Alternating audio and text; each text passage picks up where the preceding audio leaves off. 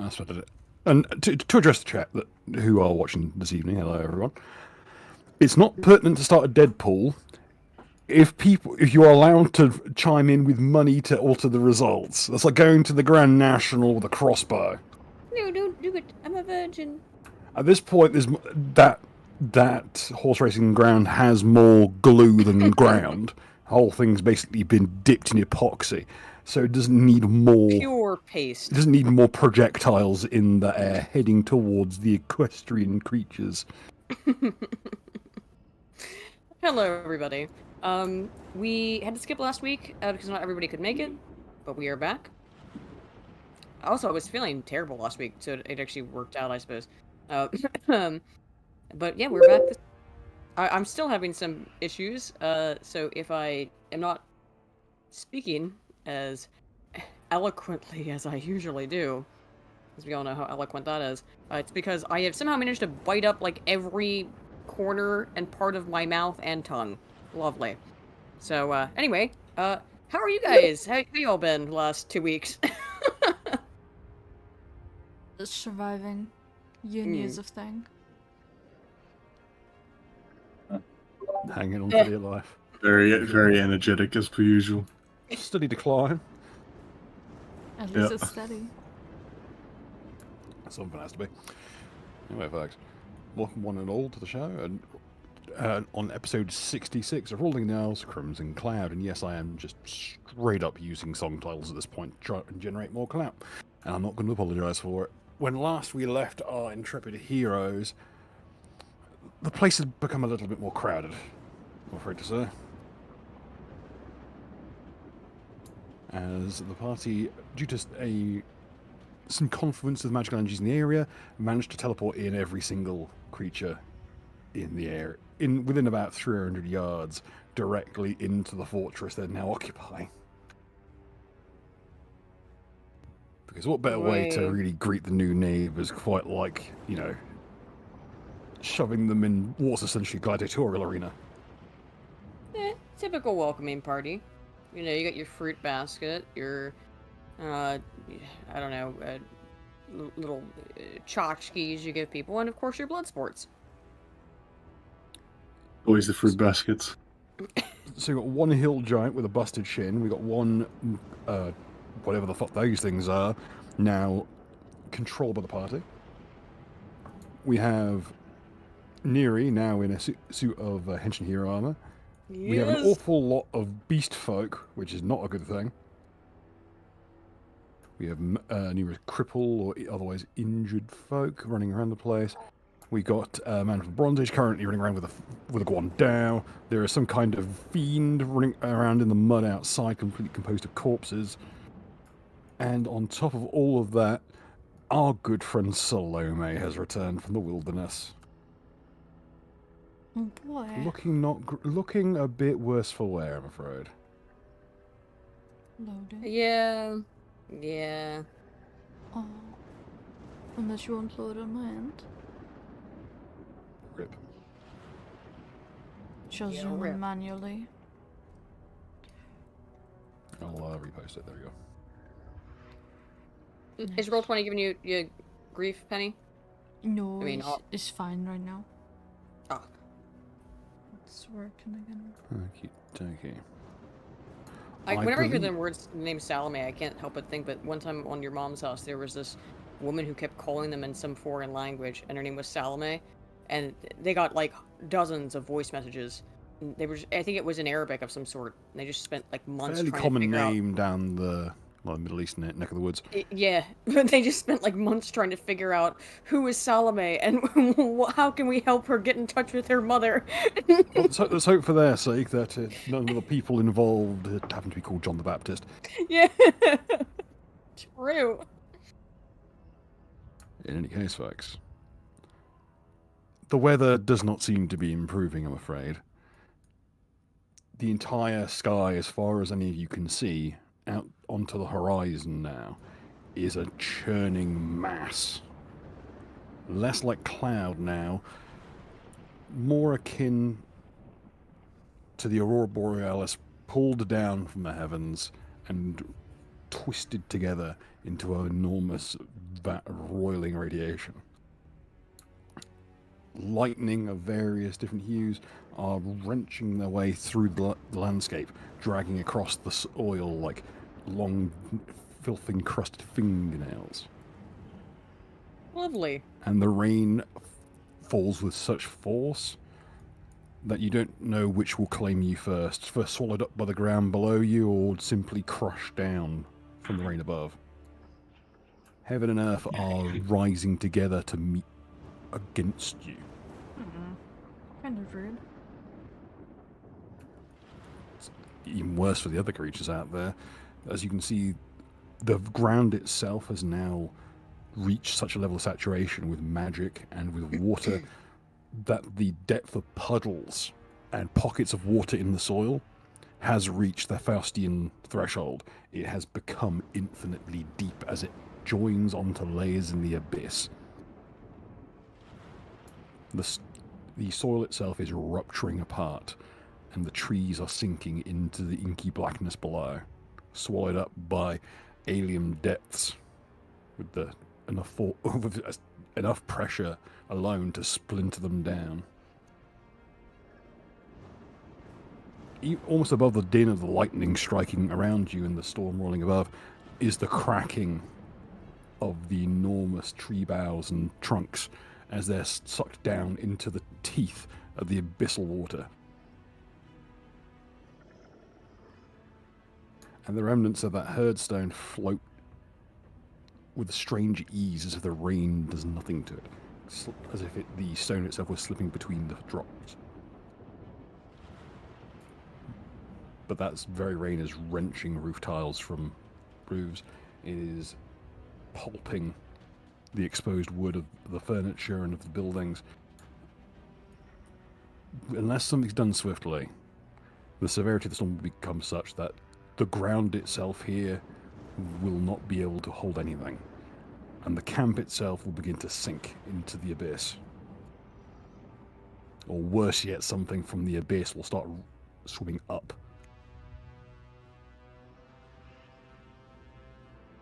With that in mind, folks, let's begin the session, shall we? In earnest. Okay, a number of NPC movements go off. Because they've teleported, I'm going to rule that none of them get any movement here. And first up with our good friend Chancer. Erstwhile ally to the party now. And he is going to try and move around. Making his way down to the yard. More forced to as the roof that he's standing on is more or less sloughed away. The few timbers that remain are now so damaged by the storm, they can't even hold his weight. Eris, field is yours. I believe I am on the tower thing, and I was just Yes. looking at what the fuck's happening. Am I covered by something, or am I just like, is it like without a roof? There is this is what you'd expect from a watchtower. It's a little, just arched roof, Okay. like a spire.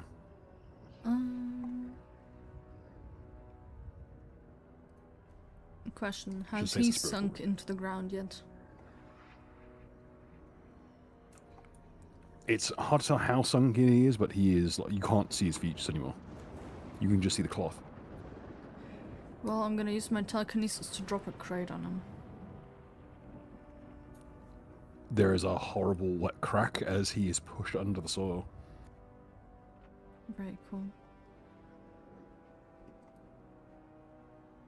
Hey, one more enemy down. One was already on the ground and I kicked them again. I'd like to do a knowledge check on Beastman. Certainly. It would be knowledge nature. One moment. Or I forgot to open my sheet. In the meantime, can I also ask Mr. Chubbs for his advice? How's actually Mr. Chubbs holding up in this? He is hiding under your hat and he is shivering. That's not good. 'Cause cold or afraid? Stay away from the water, whatever you do. Yes, sir. I won't go back. Oh. Oh. I'll keep you safe. The sheet is loading. Alright. Let's see.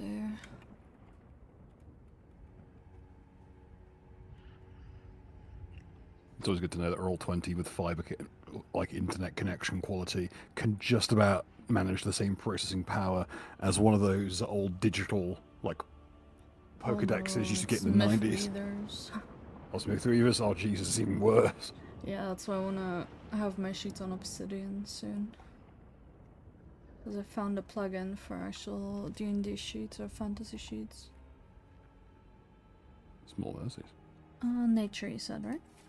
Yes, please. Beep boop. Boop. 23. Okay. Beast folk are very as far as as creatures of chaos go, they're about as standard as it gets. They are simply a twisted form of man and beast, as the name suggests. They're somewhat related to the ancient brew, though the brew are now extinct, thankfully, due in no small part due to the actions of some of the ancestors of folk currently congregated here.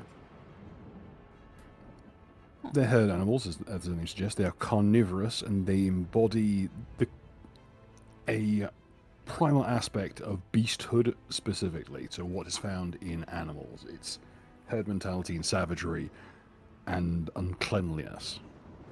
These ones don't seem to be aligned to a particular deity. They were called here via the herdstone, but they're not dedicated to a specific deity beyond their innate natural link to creatures like the ruin.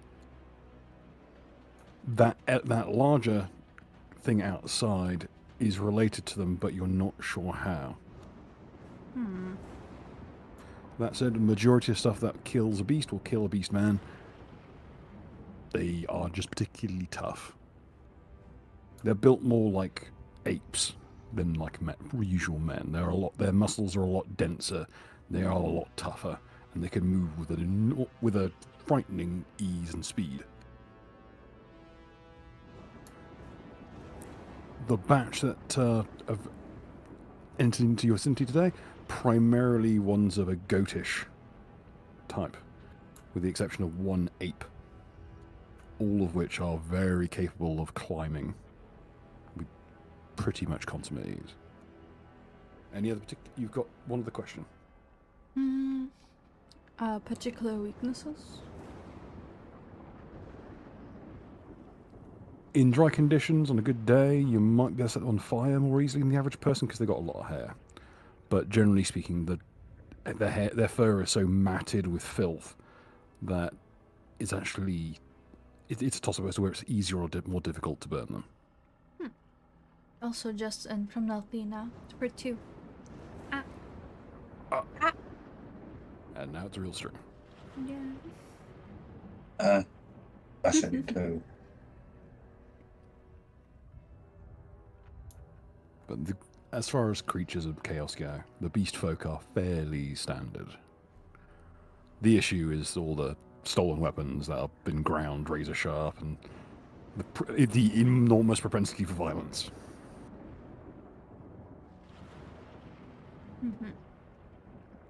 It is generally recommended not to be taken captive by beast folk for any reason. At best, sacrificed on a stone somewhere. Or just eaten alive. Most folk treat beast folk with the same kind of healthy respect one usually reserves for things like polar bears. I see. Or chimpanzees. Something with more than enough strength and more than enough viciousness to kill you in a very slow and unfortunate way. Very well. I think that should be it for me. I will not move from this tower. Fair enough. Okay. Time for the rise of the potato man. They are going to man their positions. And actually, I need to roll to see if they even notice what's going on.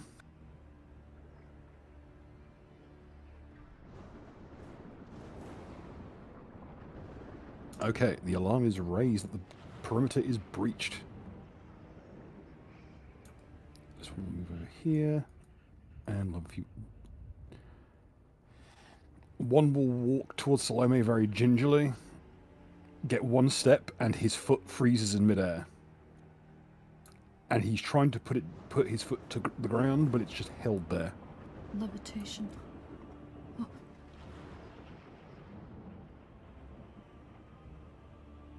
But there is somewhat of a mass panic amongst the Spudkin.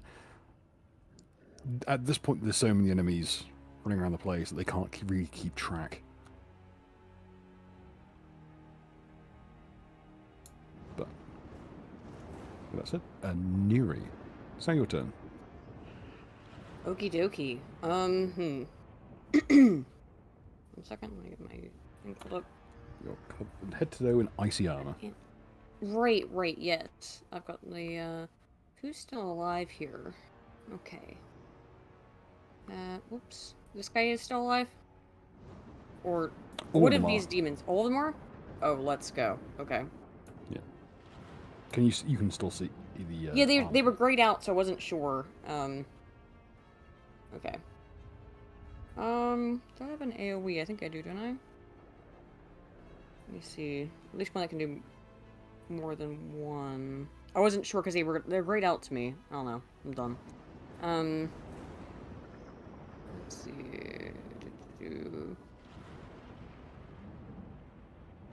One moment. Sorry, I'm trying to see if I have anything that attacks more than one. I think I do. I know I do. More than one enemy. Dude. Where the heck? Oh, this is it. Yeah. 2 adjacent enemies. The scything strike. That's what I'll be using. It will be the movement spaces. Doesn't actually say with what. So I It's think I can use whatever. my... It's whatever your usual melee attack is. Okay, well, I can use feet or hands, was my point. So again, just to be clear, these 2 are both alive, for example? Yep. Okay, I'll use the scythe strike against both of them. With Okay. kicking with my primal iron boots. Okay. And, which is, wait, what do I roll for that? Just the... just One. the weapon attack? Or... Yep. Should be fine, yeah. Right. I was getting confused, it has both of them in it. Okay.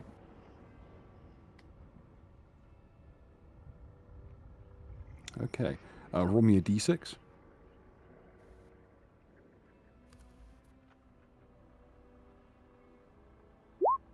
Oof. It's okay, it's just additional point of cold damage.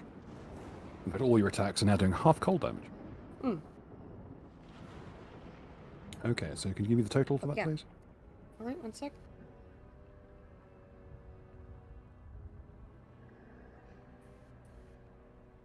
He plus 23 plus 4 and 1 7 82 damage.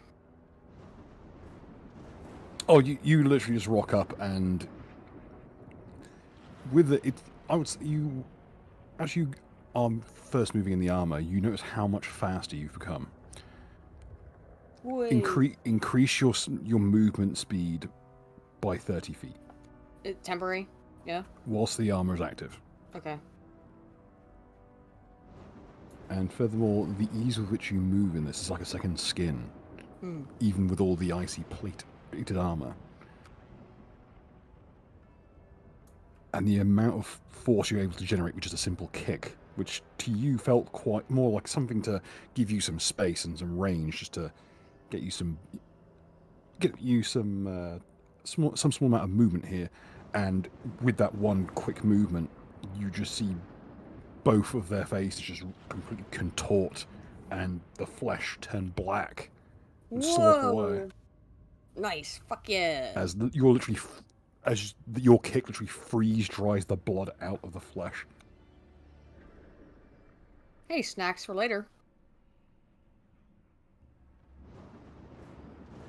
Alright, that's all I'll do then. Actually, Oh, fuck, why I'm gonna not? delete the one that's meant to keep the initiative. Oh, fuck it. Yep, that's all I'll do for my turn then. Okay. Comrade, field is yours. Hello. Okay, so what I would like to do is to run forwards and jump onto this fat gentleman's belly, do like some somersaults into like a spinning, uh, like I'm imagining doing an upside down 2-leg spin kick, like just into the crowd where Aiden is down there with them baddies. Hell yeah, it's not kind of like a cross between a drop kick and a curb stomp. No, I'm thinking like, you know, a dandelion seed, the way that it floats in the air. Oh, just hurl yourself bodily at them. Kind of like a... Oh no, but I'm spinning like it's hard to explain. I'm upside down and spinning my legs like a helicopter. Oh, fuck, I even know the name. I used to know the name for this move, but yeah, it's essentially just hurling yourself and twisting in the air to get good rotation and just plowing your body through them. You know that toy that's like a fairy and you pull the string and it flies away with its arm spinning? And immediately throws itself into the flames. Yeah, the yeah, that one, yeah. But with legs, and I'm doing that. And hopefully I'm not going to land in some fire. Roll the old dance check, please. Oh, yeah. I haven't even got my thing open.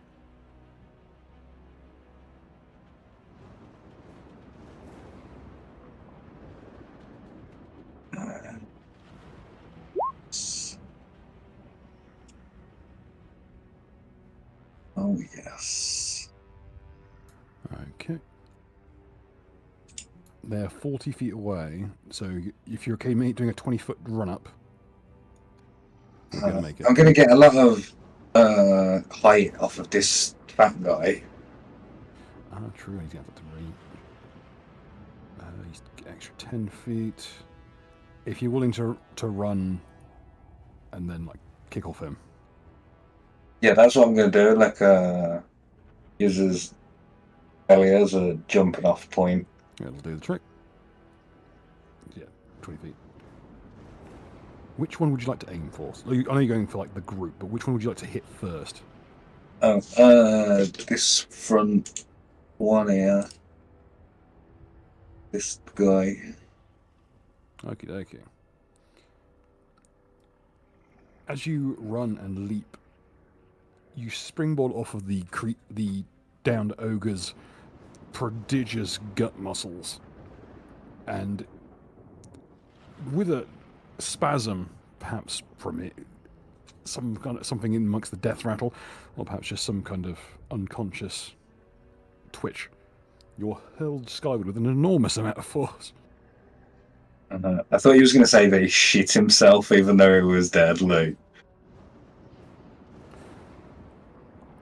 In any case, you hurl yourself at the first of the beast folk, and with 21 plus the range, that is enough to bowl him over, though not enough to knock over the one behind him. Could you roll me one more dance check, please, just to stick the landing? I'm actually going to do the landing by kicking off this building. That's my plan. Okay. You down Oh first. man, I'm the lord of the dance. Okay.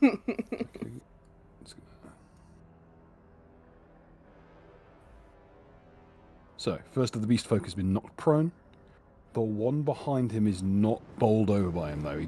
The little runty-looking goat man is hurled into this hulking, almost minotaur-like goat-headed beast and just bounces off him. It doesn't even break his stride.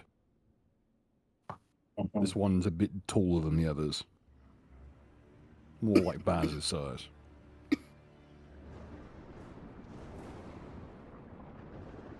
I'll just like blow him a kiss or something.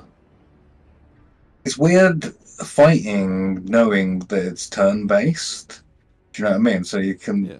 Like, you couldn't do that in... Well, I suppose you can, but...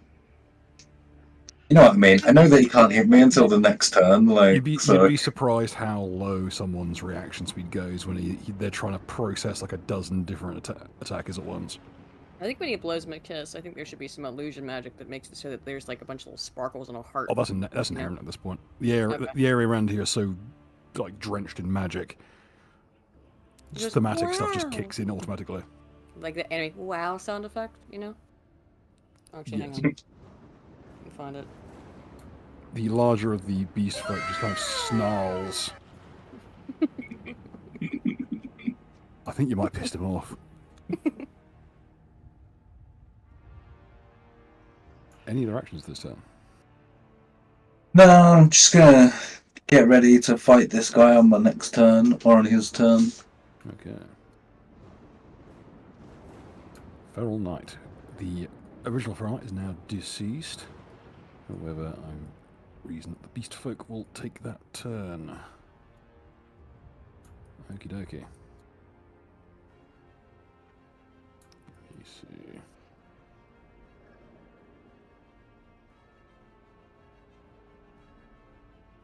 One of the hill giants is just kind of holding onto his skull and just sweeping his elbows around in large arcs, taking out chunks of the buildings.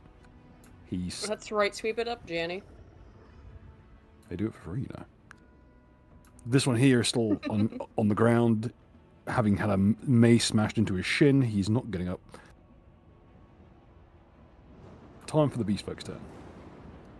The one on the ground will try and scamper away. And will actually scamper underneath one of the porches here. There's a gap, and he squeezes himself into the gap. The soil now has gotten so soft, he could practically swim under it. The other two, though, they hurl themselves at you both with just... There's very little rhyme or reason to it. It is simply an explosion of motion and violence. Like every single swing is with 100% of the body's strength. Like they are swinging their axes with such force that it's nearly bowling them over when they swing.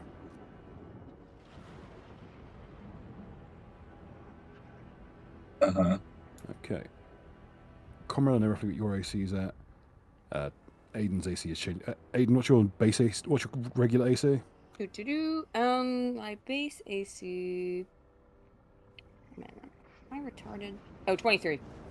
No, 20. 20. Okay.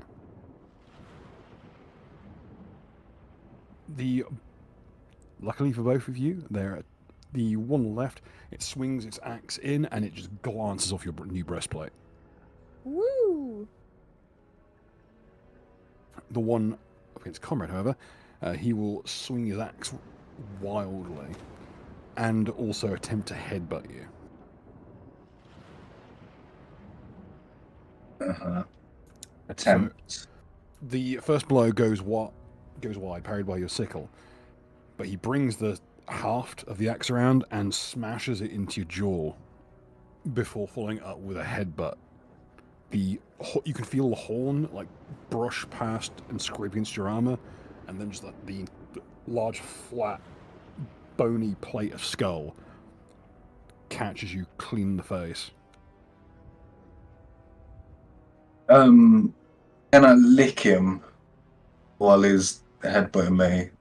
Roll me a sleight of hand. Well, how many licks does it take to get to the center? That's the question. I'm not encouraging this sort of behavior, I'm sorry.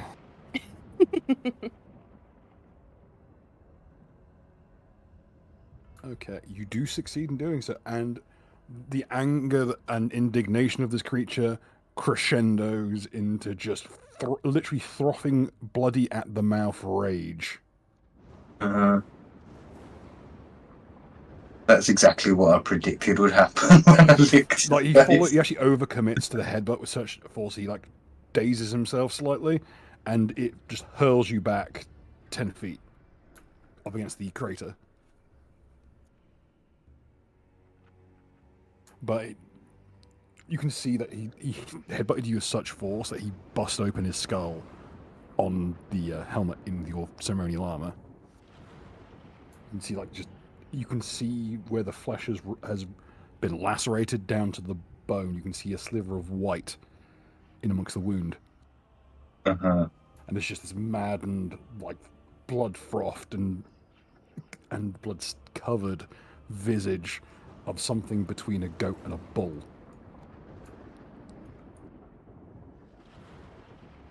Okay.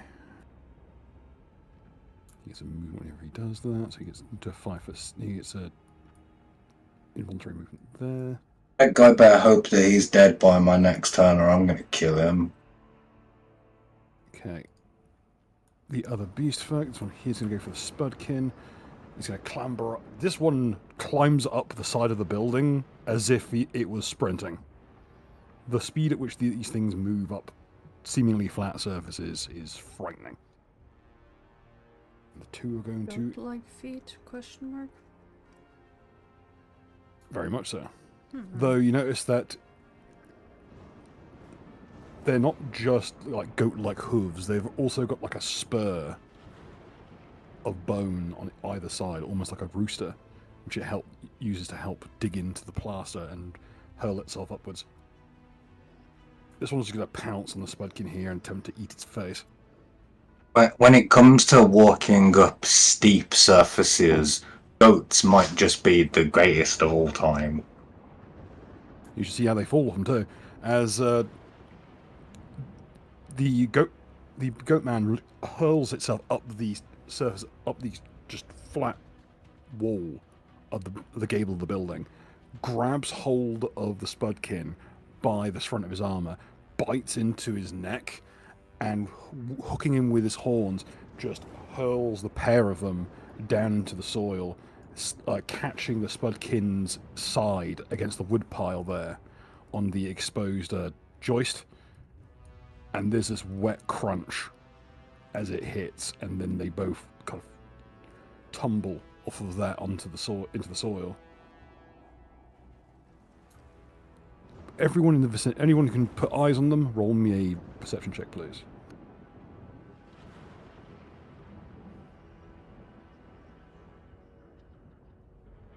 Perception? Yes, please.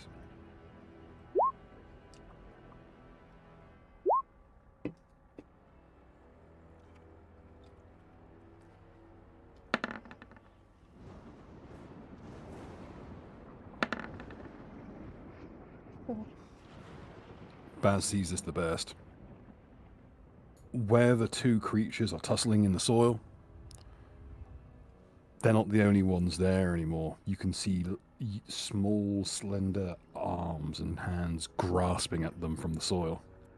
Oh boy. They seem to just pour out of the inky waters beneath. At this point, the fracas between the two seems to evolve quickly from two creatures fighting to kill one another to two creatures fighting to get away from something else. Uh-oh. The wish for conflict has been overcome by the wish to live. And to trigger the fight-flight response of a beast folk is pretty impressive. And Spudkin don't even have an emotion of fear. So it's a pure physical response.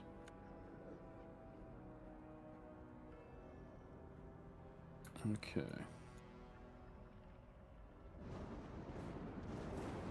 One of the larger beast folk skitters across the walkway. He knocks one of the Spudkin just totally off of the rampart, knocking him into the soil below.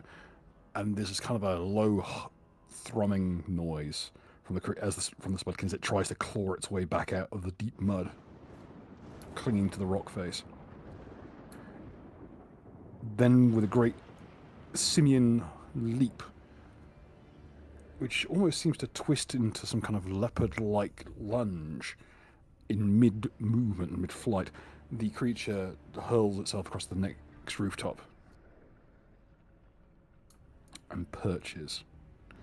And as it does, you see it scraping this enormous axe made of, you're not even sure what it's made from. It's like some kind of enormous chunk of stone, or maybe even a flat slab of like scale or something. But as it does, its long grasping hands grip onto a roof tile with its left hand and looks cautiously around at the different green-skinned folk and adventurers around it. That'll be its turn. And who else am I missing? Slowmaker's at -1, so okie dokie.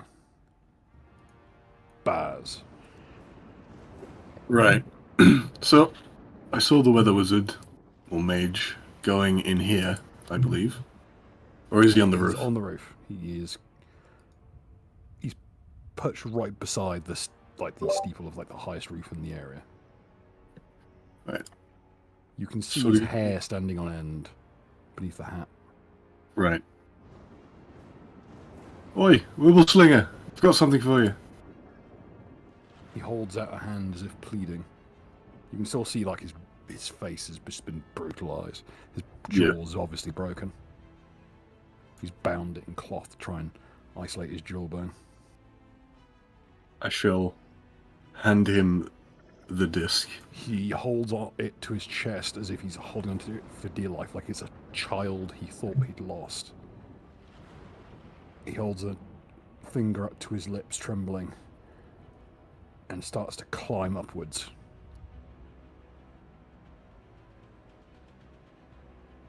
Could I make a perception check to see if anyone in particular is taking note of him doing this?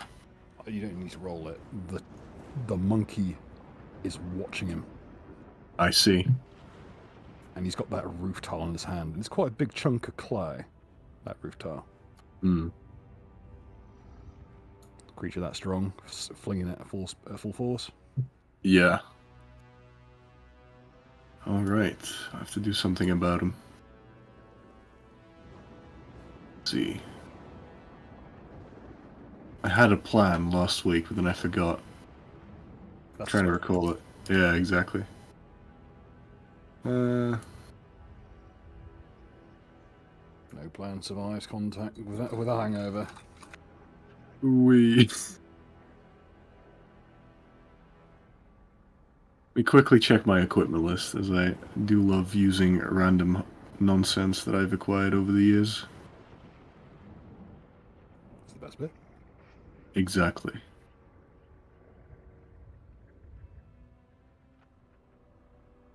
Alright, we'll just have to get into the thick of it, I believe. So, I'm gonna move up to him. I'm gonna leap up. We'll roll acrobatics for this. Of course! As you go, I fucking do it. roll the d10,000, champ. Yeah. Still good.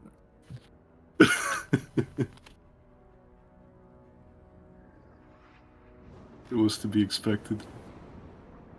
These 24 things are sent 44. to try us. Indeed.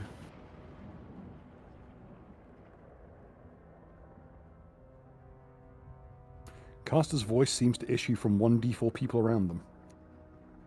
Huh. You have ventriloquism. This is not controllable.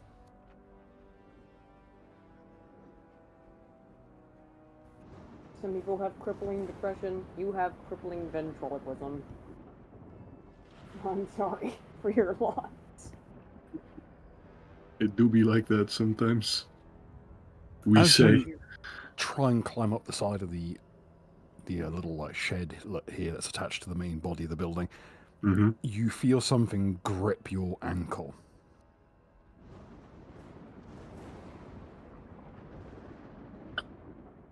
I see. I shall have a look to try and see what it is.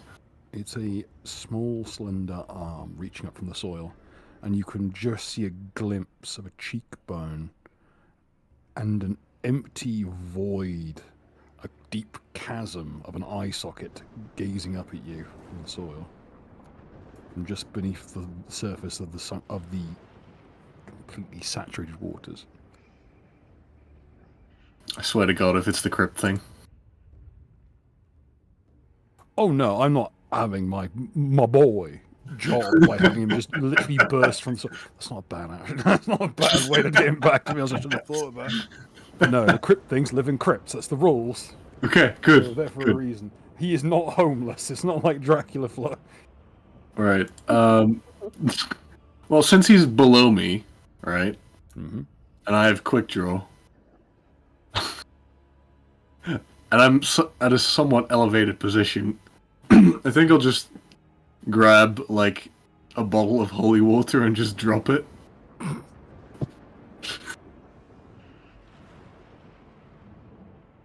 mean, might as well.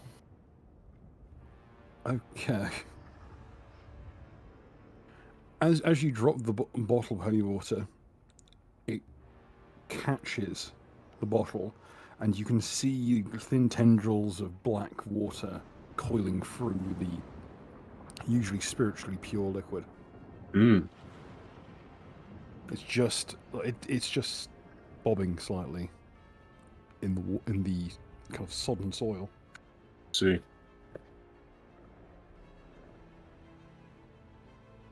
Could I use that opportunity to try and make my escape?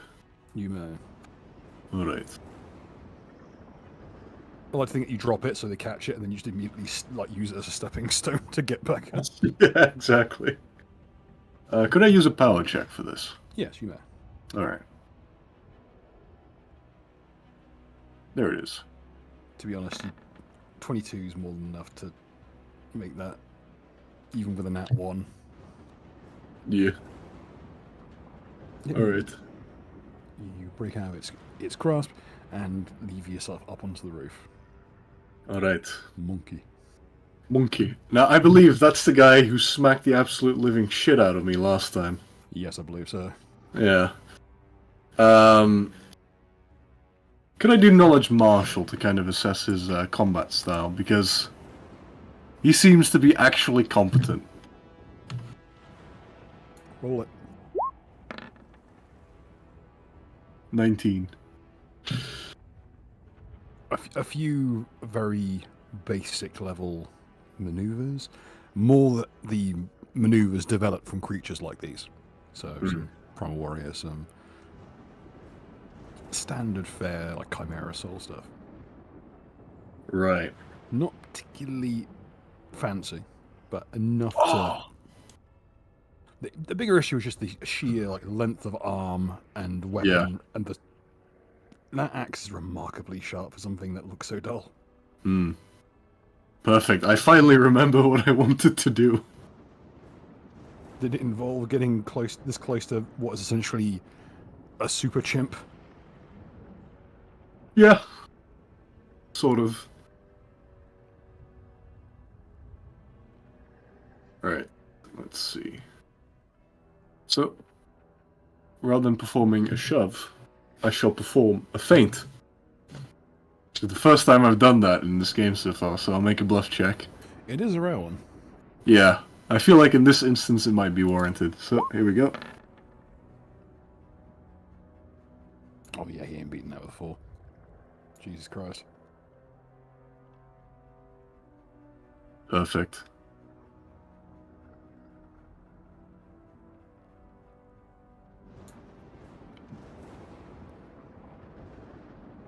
Okay, how would you describe the feint? Just kind of a nudge one way and go the other?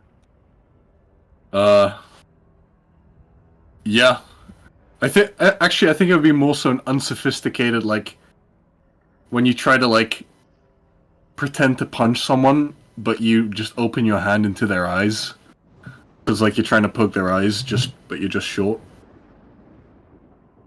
So it kind of throws off their vision. And then I'll follow through by trying to disarm him. Okay. He's currently wielding. He's currently holding his two-handed axe one-handed, so it'll be easier. He actually, because the way you fainted, he swings with the tile, so his hand is actually further away from the axe, so he can't pick it up in time. Ah, nice.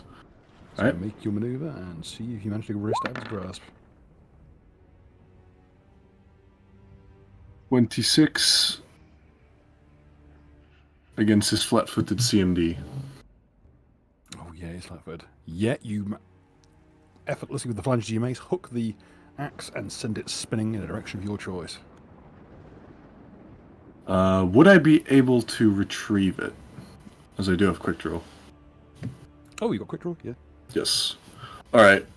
Since I've stolen his axe, I want to hit him with his own axe.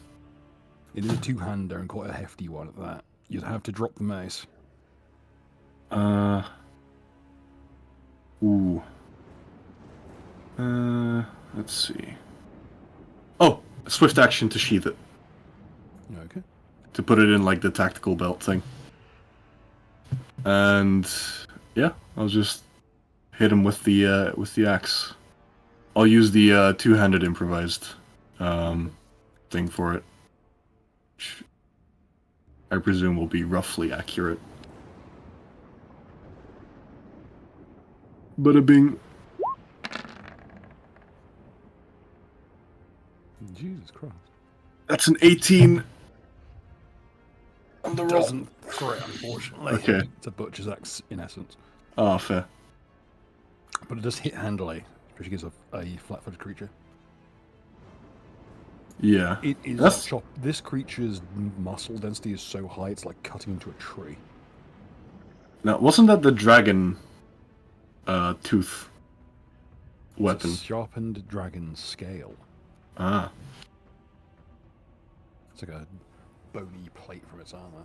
That's been sharpened. Nice. It's remarkably sharp. You can the air even the storm offers no resistance whatsoever to this thing. But when you strike the creature, its muscles are it's like trying to cut through a tree with a sword.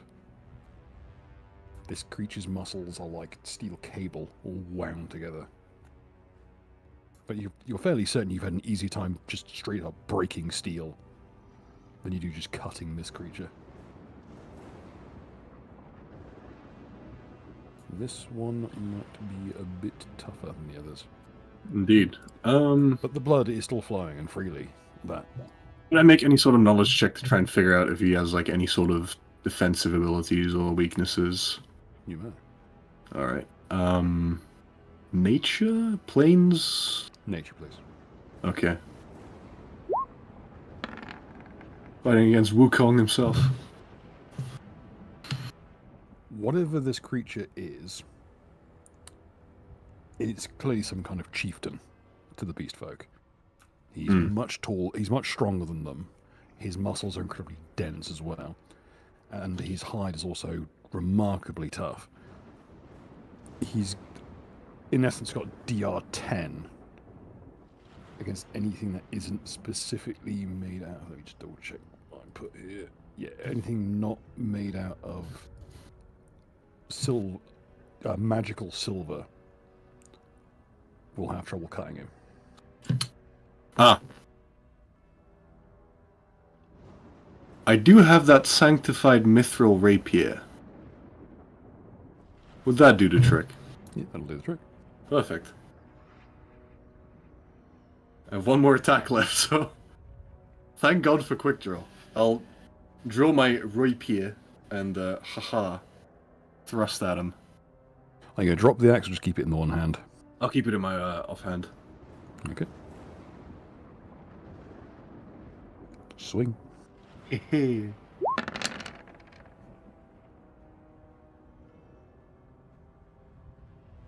Yeah, it's probably short. Yeah, unfortunately that will not hit. In fact, let me just roll something here. He grabs the blade. Would him being flat-footed maybe Oh wait, no, prevent he's that? flat-footed. Yeah. Sorry, I apologize. Yeah, that's specifically why I did it. Just to prevent the shenanigans. Okay. Sorry. No worries. I'm so rusty on the old Path of War. Okie dokie. Any other actions today, Baz? That'll be it for me. Okay. Time for the Gribbly Creatures Association. Okay, chances of zone. That one's down. This one's freaking out.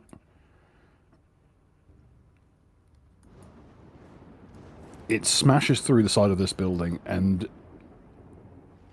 then sways wildly to the right, crushing through the bushes here, destroying, just crushing in the well, and taking out one of the supports for this guard tower. So, Penny, I'm going to need an acrobatics check, I'm afraid. The guard tower is little more than basically it's essentially a tree house that's been bolted on top of a shed. Since I am in my shifted form, having claws, would that help a bit with grip? Yes, I'll add it in on my end. Very cool, because my acrobatics ass.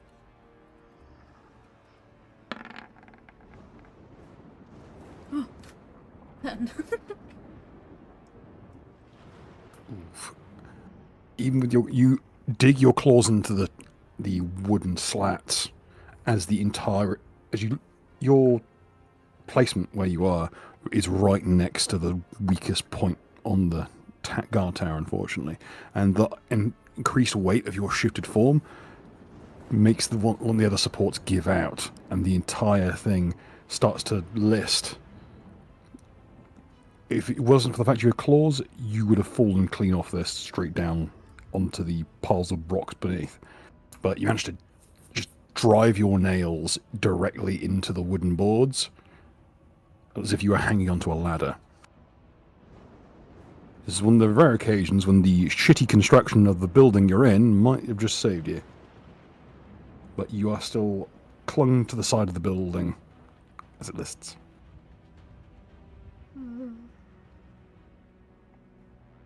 The giant beneath is just holding its eyes and screaming.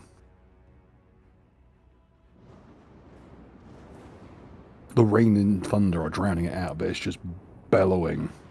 You can see the waters beneath, like directly beneath it, where it's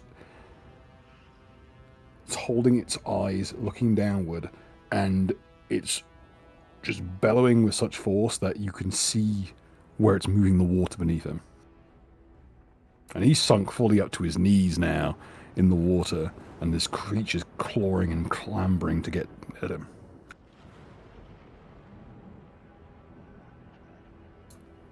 That said,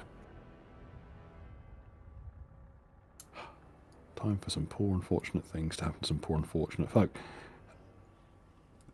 Everyone see the Spudkin here? One to the top left of Salome? The one who thought it'd be a great idea to try and charge her? Yeah. Where its leg has been essentially frozen in midair, as if it was being held up by something. And it's starting to smoke. But not... doesn't seem to be any heat. It would have been drowned out by the storm. Instead, there's just thin wisps of reddish vapor coiling out of its leg. And could everyone roll me a perception check, please?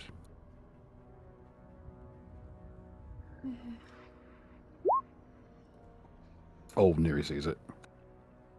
There she is, the closest as well. Oh, damn, everyone sees it. Look at all y'all with your fucking working eyeballs. But you're probably not going to wish you'd seen this, as you notice what this is the blood is being physically forced out of his leg. He has blood. Exactly. You think that a creature with a potato-like physiognomy wouldn't have conventional blood. So this is not... It's every ounce of fluid in his leg is being twisted out of him forcibly, like wringing out a washcloth. Is it going somewhere? Obviously? It's coiling off into the storm. It's just boiling out into the atmosphere. And you can actually see the flesh is just... If you've ever seen freshly cut beef, and they squeeze it and like all the muscle fibers are dancing. Oh, yeah. Yeah. It's doing that, but every single facet of his leg is doing that. Mm. And then with not even a motion of the hands, there's like a split second where Salome flicks an eye to look at him, and you just watch his breastplate buckle as all of his internal organs herniate to the left, which physically bursts his breastplate off of his body. And you can just see this pouch of kind of twisted matter underneath his skin.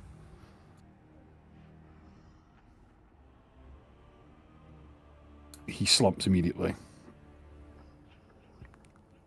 And as he does, every milligram of blood that is, or anything adjacent to it in his body, boils out of his body in a great gout of cloud, of like a reddish hued smoke and vapor.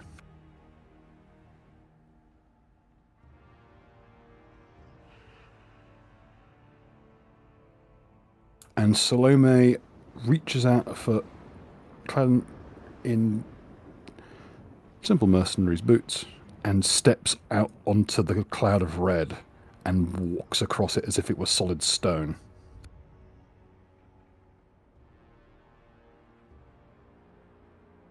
Literally walking on a tide of vaporized blood toward the remnants of the herdstone.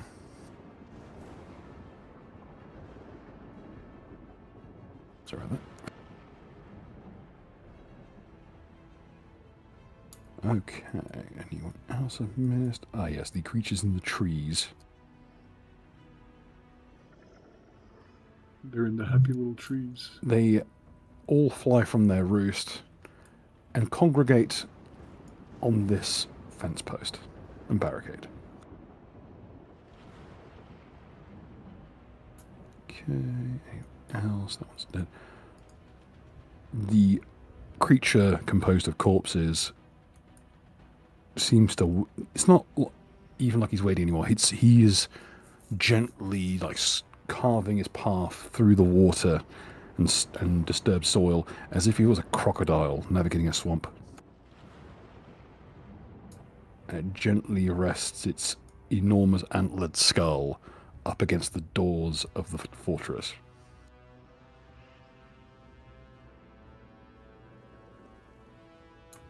Then one smooth movement dips beneath the surface and disappears from view.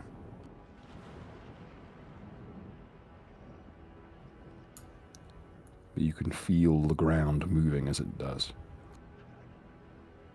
It seems to hum very slightly, with the tremors of the moving stone soil. And every now and then you can watch in amongst all the grasping limbs, there's a stone here and there forced up from the soil beneath. Okay, Dotrax's turn.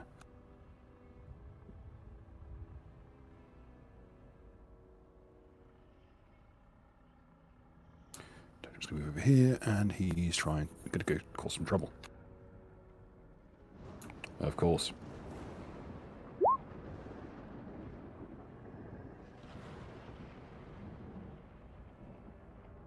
Don't mind me.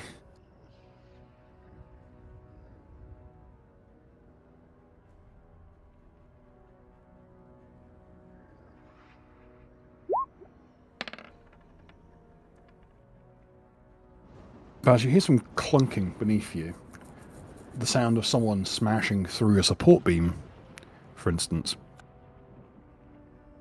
The simian beast folk in front of you seems to stumble as his foot goes through the floor slightly, but he regains his footing. But at the same time, you hear a major support beam, like the actual retaining wall between these two sheds, essentially. You hear one of those brick walls give way, and you can hear a slight rumbling and a crunch beneath you, as well as some sort of grunted word. Do you speak Dwarven at all? Ooh, let me check my languages. No, I think the most similar language I have is like, I guess, giant, or like, yeah. Well, you probably had slurs shot out at you by dwarves before in your travels, being, you know. someone's saying some very rude words in Dwarven, and they seem to be in pain. It's your boy.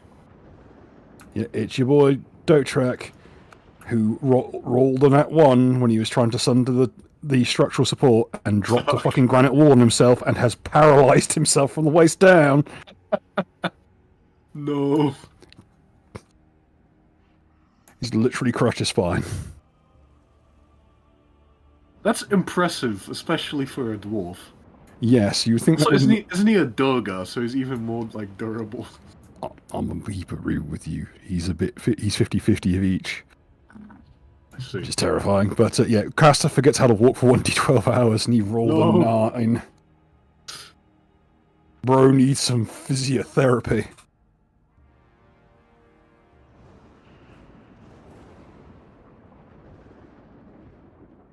Like, Yeah. I think it would be the easiest way to get to explain that one away.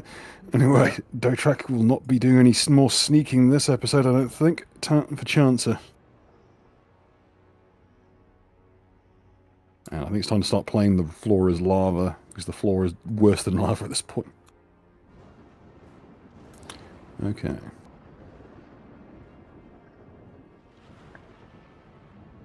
Chancer will run over to here. And he's going to read in action. Eris, field is yours. So this dude is rattling the tower, right? Yes. The piece of the tower you're on is currently sideways. Uh, But you're hanging onto it like it's a climbing frame.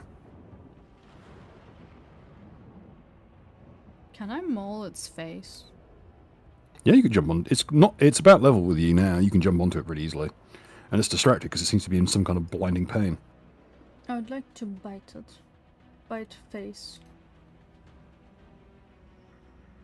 Go for it. Roll your attack roll. Because you've got to climb, so I'm not going to make you roll for it. So. Because you're not technically under duress. Yet. Right, maybe our CMB. Right, I think both it's the same, right? Yeah, I think all your stats are the same now. Yes. Oh. Fucking someone call life alert. I'm balling, I can't get up. I'm not balling, it seems, with a 12 to hit. You actually, I'm gonna roll. You actually jump onto you lose your grip on the actual like fascia, and kind of stumble onto the creature's shoulders. It doesn't even know you're there. I bite. I don't care. I will try You to bite. sink your teeth into its head, and what you kind of do is it is so sodden with water and grease and grime, and its skin is so physically thick. It's actually it's a little disconcerting. It's kind of like if you ever had pork with the rind still on, but multiply it by about 1,000 and make it like a foot thick. You do pull away a chunk of you pull away a chunk of skin and fat, but you don't actually manage to do much damage. It doesn't actually That's bleed. okay. That's okay. I just want to see if the pale rot will hit or not. We shall see. It's a 50-50. High or low? Always high. God, I wish I was always high. Make this show make my DMing style a bit more interesting. Does that mean it gets pale rot or it doesn't? High. I always rule. Well, you asked me, so I say high is good. So It gets it? yeah. So it won't get it on this time because high. It's good for me. Okay. That's my consistent thing. I always say high. Okay. High is then in your favor, so I have to get Yeah. low. Yeah. Okay. So those are folks at home. I always suggest people with percentile rolls just pick high with your DM or player, preferably if your player, because you got to remember this game knows what the 40k games are, so it knows that high rolls like a nat 100 is fucking abysmal. That is the worst botch possible in that game. So bet on Roll20 being a piece of shit. You'd be surprised how well you can roll in it.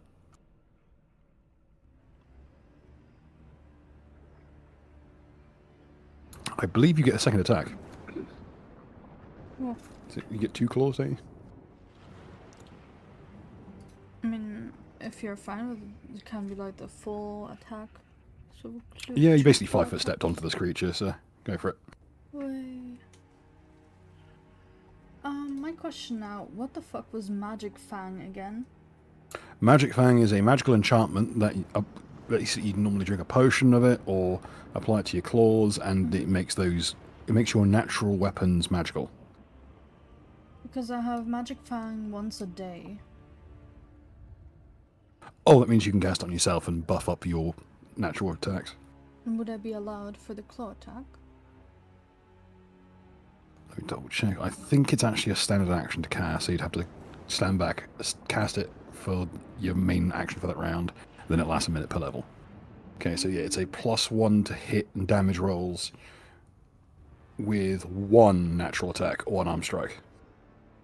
Okay, I'll keep it in mind for next time. Then I will normally just hack and slash at this point. Hey, it works. Okay. So you still got the second attack of your attack roll, so.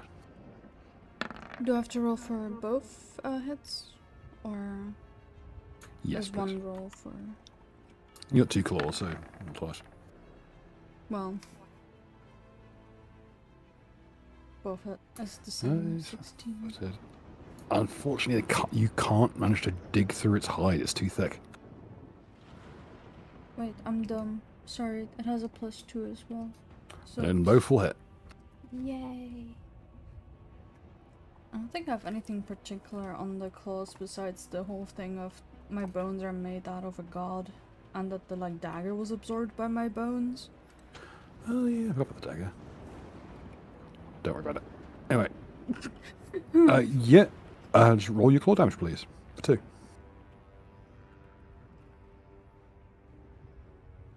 I don't know if this is the correct rolls. If there's any additionals, let me know. I think you add half your strength. So that It's like would 3. be 2.5. 2.5. If you want to round up, round I'll down. round up. Okay. So You normally meant to 8. round down, but yeah, so 8. You roll for you add that to each one, so 3 on each, so 7 and 4, so 11. And 2 more rolls on the chance of passing on the disease. Oh. So you choose always high. Mm-hmm. Always infected. Yeah. And just the first claw carves its both of them. You drake your claws down the creature's back, and just both sets of lines are just through the thick layers of adipose tissue. It's like trying to carve into a whale, but through these enormous hulking chunks of tumors and scar tissue. But as you do, you feel your claw brush against something soft. As you think you scratch through some kind of outer nerve coating. This creature's nerve bundles are as thick as a man's arm. Let me cable manage that. Well, you managed to get through the thick cartilaginous layer protecting it, and get just like the tiniest microbe of the disease into his spinal column. Let's go. And you can see it start to fester already.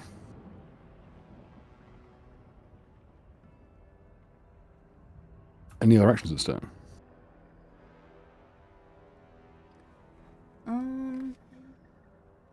I guess I prepare to hold on, for it's gonna be a wild ride once the pain starts to go through his nervous system. You're not wrong.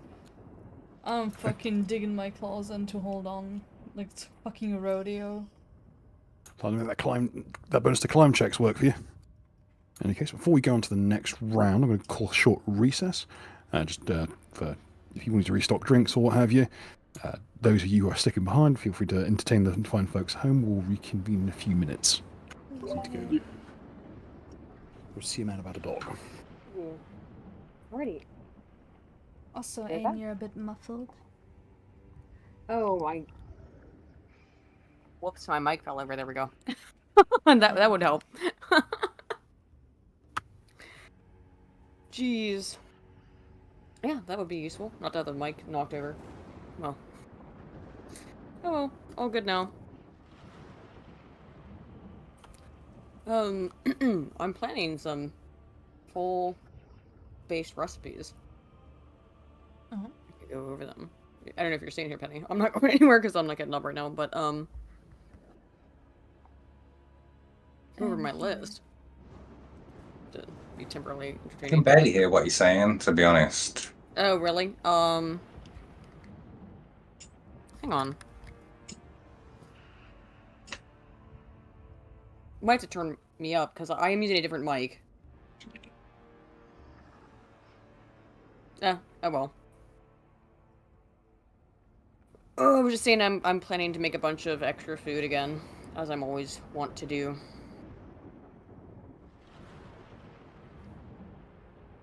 In the general chat Mhm. on the Discord, I've shared an image with you. Don't have to look at that. No! No, no, no, no, no, no, no! No, how could you do this to me?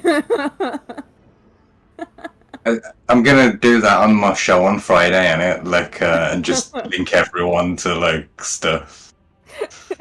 to Epstein. It's a giant conspiracy, yes.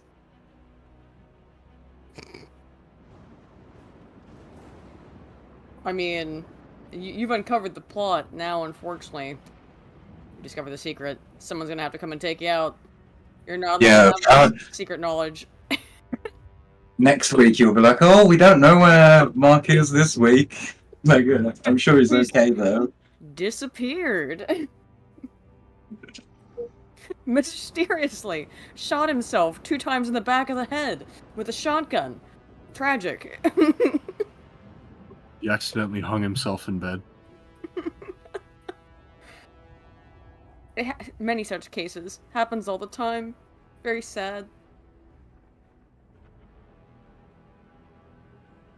Every day I'm hung in bed. Wee. Yeah, my hair was fucked up when I was on Tim's show. I still had like that brassiness on the top, so it looked fucked. Oh well. Yeah, when I was looking for a picture to put it together, I saw, you know, that one where you got like the short hair, short blonde, and it's like cut sharp. Like a Karen haircut, but from before Karen's had that haircut. Yeah. Yeah. I think that's the best one. I'm surprised, Mark, you haven't seen... for some reason, I googled myself, like, yesterday. It came up, and, I'm surprised you didn't use, this picture. I think you have before, though. No, you have. You've used this one. In the Ushanka. The obvious, Soviet bloc, choice. Oh yeah. That's the use that in the Risk game, and it. Yeah. Right. Yeah, I forgot about that. Well, yeah, my hair is way longer now, obviously. Mhm. It was a fun time though at the Wittan. That was fun. Got Oh to be yeah, around- I bet. Well, apparently I didn't know this until today, but apparently Scrump and Evelyn also. Well, I got sick when I got back because con flu or whatever. I don't know until today that apparently Scrump got sick too, and then went back home and gave it to Evelyn, so everybody got sick.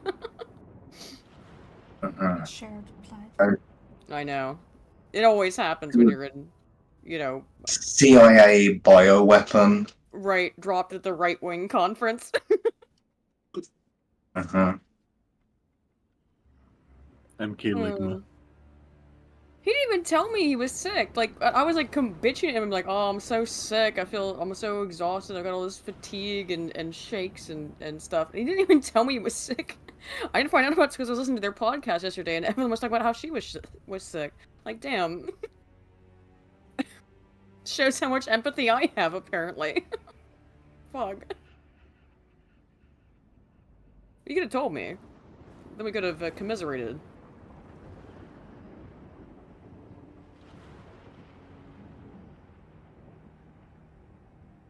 Whew. How's it going, chat? How's the start of the week so far? I hope Yeah. it has been good. May work go by fast and weekend arrive. Yeah, as always, yes. Week go fast, weekend arrive. Grug happy. And then Monday arrives. Then Very Monday sad. arrive. Oh, Exactly.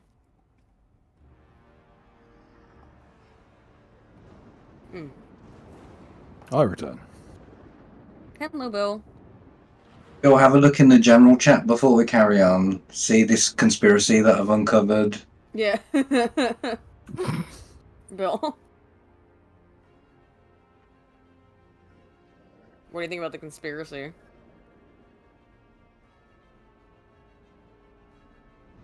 Can't believe the Polish were behind everything. This whole usually are. time. Well, I'm glad my joke writing can finally bring these folk to task. This whole time, it was me, Gregor's The- Brzegiewicz. The Polish have had it too good for too long.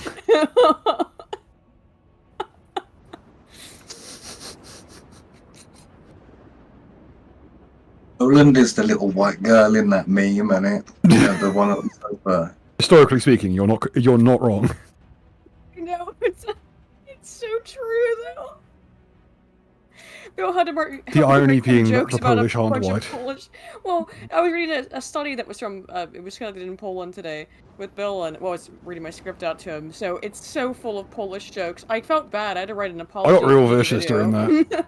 You were so vicious towards the Poles for no reason.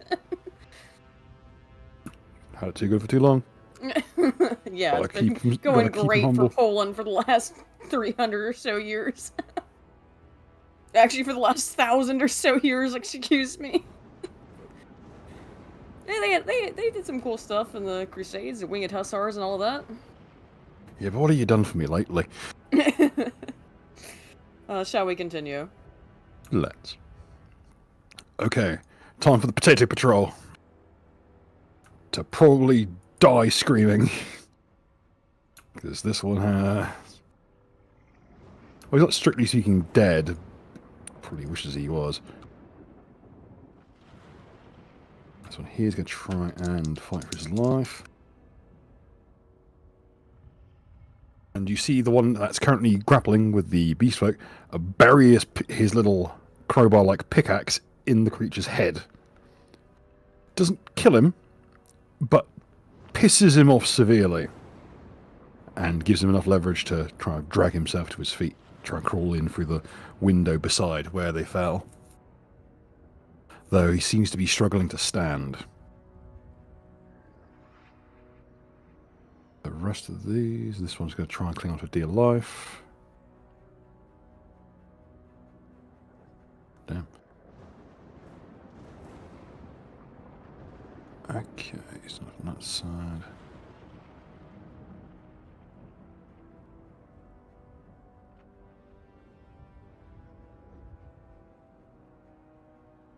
Two of them will... One will enter through the bottom of the room, trying to save his commander. The other will jump shakily onto the nearby rooftop. Baz, you see a Spudkin jump onto the roof along with you and the Simeon, and he looks just as surprised as you do that he managed to make that jump. Could I, like, give him a friendly nudge? Friendly but firm nudge, as if to say, get into a flanking position. He'll nod his little spud head, Perfect. and he'll actually move over here even and draw an attack opportunity in the process. This one here will try and go help do a trick. actually with.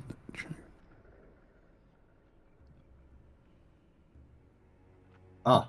Oh, no, he's still flat-footed because of feint, isn't he? Yes. Man, So- flat-footed is pretty good. I keep forgetting that. I would double check if that doesn't expire after you take one attack at him, but because feint isn't. I remember feint's got some weird rulings on it. Duration But is like round based. I think it's like 1 round. I'll look it up afterwards. I'll give you the benefit of the doubt Yeah. till then. I figure I bring enough havoc into the ruling stuff with the first day game stint. Where did I had to learn so much of 5e just in time for them to retire it.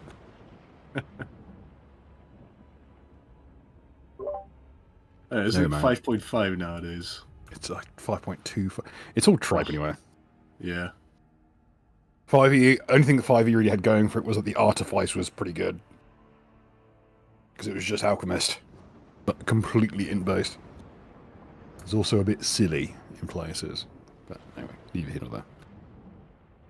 So yeah, he'll get into position and he'll aid another. Okay.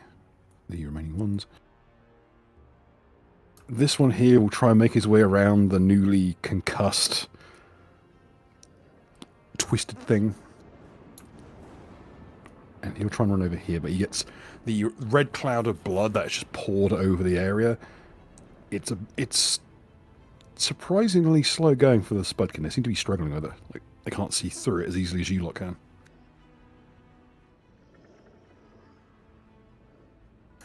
Okay. That's their turn. Neri, your turn. Okie dokie. Well, what I will do then? Are these two guys still alive over here? Yep. Alright, I'll just take a step. I'm gonna kick them both. Now keep in mind, if you've just used Scything Strike, you'll need to re-prepare it. Do I need to? You just need to make a total defense action, and it automatically like reloads it. Does that take my whole turn? It takes a standard action normally. But it boosts your AC as well. Significantly, like it gives you a Right. +4 to AC.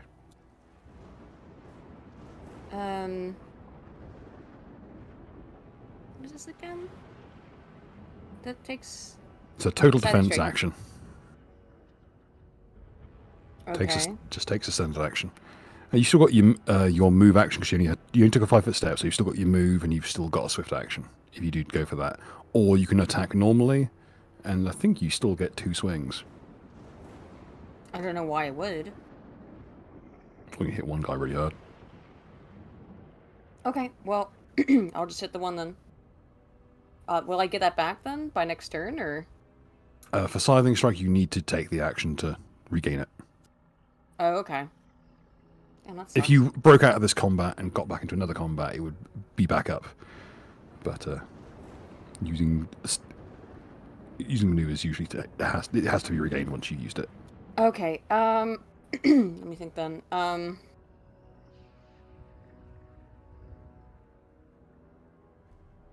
Alright, I'll get that back then. That's all I'll do. Okay, your AC goes up by like 4, I believe. By 4, temporarily. Okay. Yep, for the turn. Okay. Okie dokie. Anything for your move and swift? What do you think? The ground here is now gotten so bad. You can have you got survival? No, I don't think so. Let me check.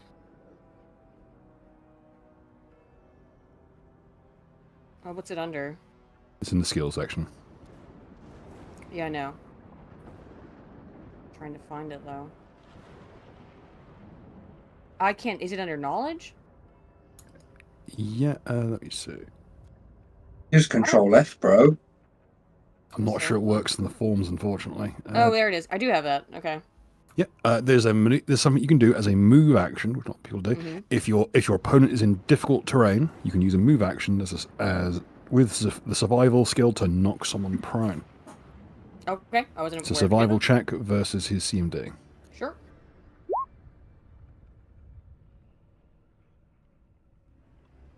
Okay. You're in good ground. He's in very poor. Let's just check his acrobatics. And which one would you like to try and knock prone?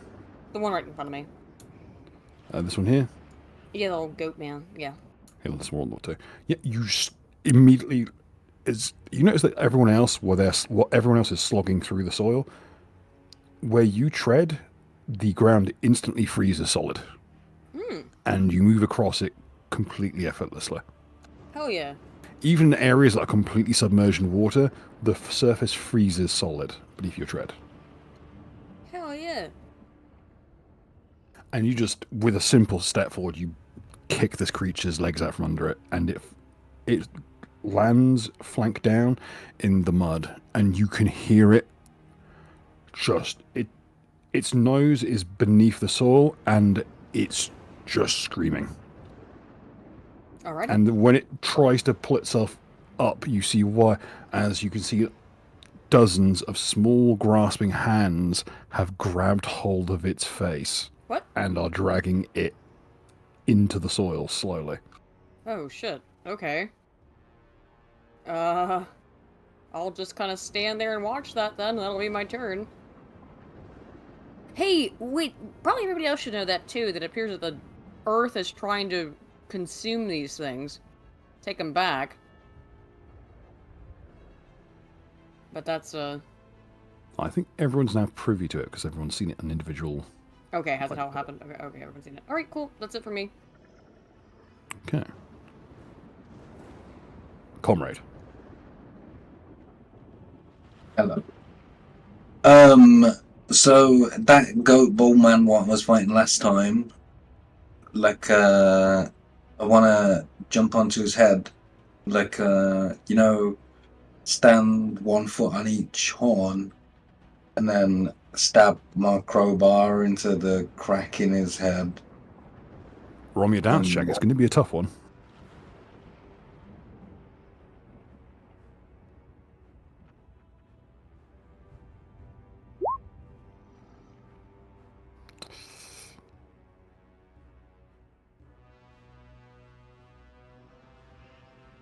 You leap up, like trying to mantle onto him.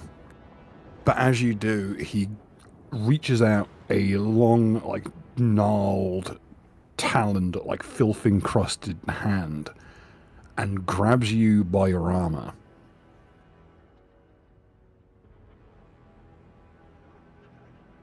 And prevents you from getting a good grip. You're being held off the ground. You've kind of got your feet braced against his arm, but you're in a kind of a strange half grapple at the minute. Uh-huh. If you still want to try and crowbar him, you can certainly attempt.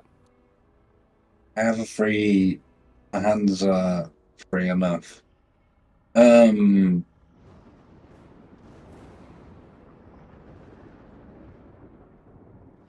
Yeah. Oh, but less of a crowbarring action, more of just a stabbing in the brain action, because the angle's going to be different, and I'm not going to be able to pop his head open from the position that I'm in. But I might be able to kick it, jab it in and then kick it, or something like that. Roll to hit. We'll see where this goes.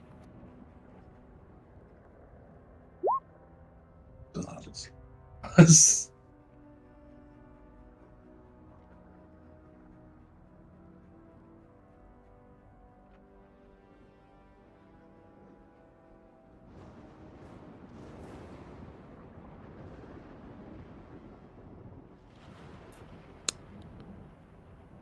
his attack roll come up for anyone else?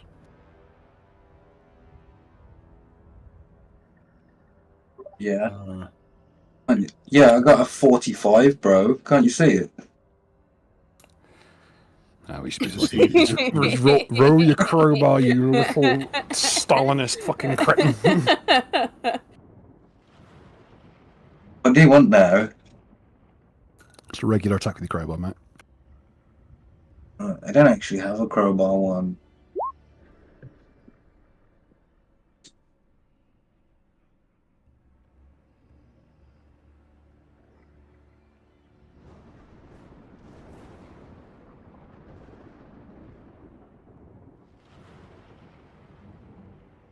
Okay. I swear your hit should be way higher than that. Anyway.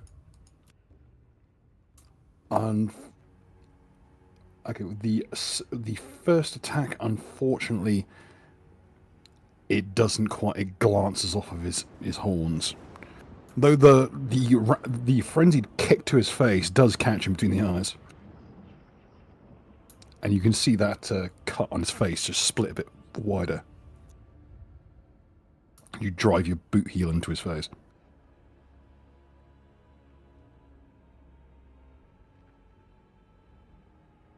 But is it enough? Sadly, for want of a crowbar in the brain. Never mind. Hopefully on your next round, should you survive that long, you'll get a chance to give him the odd lobotomy treatment. Hey. Any other actions this turn? I'm gonna cover my dick and wait for the next turn. Just in case. That's a I was thinking that's what I was gonna do to him on the next turn. That's a remarkably well thought out plan, actually. You've done God. well by mentioning that, because these motherfuckers do not fight fair on that note.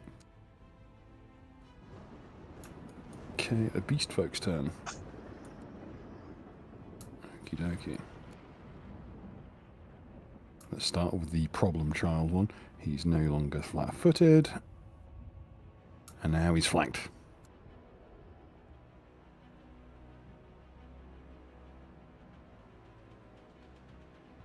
He's also currently Zax, who's going to improvise. Baz, what's your stunning AC? Let me check on my ACs. I'm currently at 23, and if he's evil, it should be 25.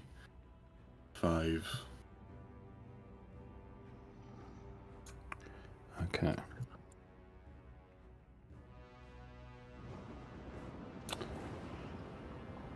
It will reach down, and where it's wrenched off one of the roof tiles, it will reach down and grab onto something, and you see its enormous gnarled knuckles twist. And as he grabs hold of the roof joist for the building you're on and twists the wooden, like the timber roof beam, and sends the tiles you're all standing on cascading. Can I get an acrobatics check from you, please? hooray. All right. With all of us, yeah. Just those of you on the roof. It would be a hell of a maneuver to be able to do this and get everyone, even people who aren't. Oh, I didn't know if it was like, yeah, I didn't know if it was Could like I use the walking up acrobatics? towards us. Since I'm having to somewhat leap away, could I use the acrobatics check to fucking leap into him? Like to try and shoulder check him?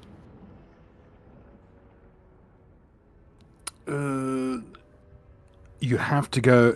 You could drop down, but you wouldn't be able to leap upwards. The placement means it'd be an uphill struggle to even run up that way, let alone to like hurl yourself. You don't have the footing for it, isn't it? Could I, if I'm falling down and will he still be on top of the roof? Just standing By virtue that he still has his like big monkey arms are literally gripping onto the now twisted like roof beam. Could I then attempt to use a climb check to try and drag him down with me? You may. Oh, look, it's cool. 25. If it functions as a combat maneuver, it's 4 higher due to flanking. And then we'll hit. You grab hold of him, and it's now a tug of war between gravity, you, and this ape. Nice. And you have a friend with the crowbar. Wait. And a very angry doggo that's down below and incapacitated. Or at least unable to walk. He can't walk, but he can Yeah. still do some damage. You can still beat a man senseless who's laying prone on the ground. Dotrak's no fucking jerk. This is someone who works with Chancer for several years and survived. Okay, that's that one sorted out. Time for the beast folk. This one is going to scamper up into the building itself. This one here is going to try and fight for its life,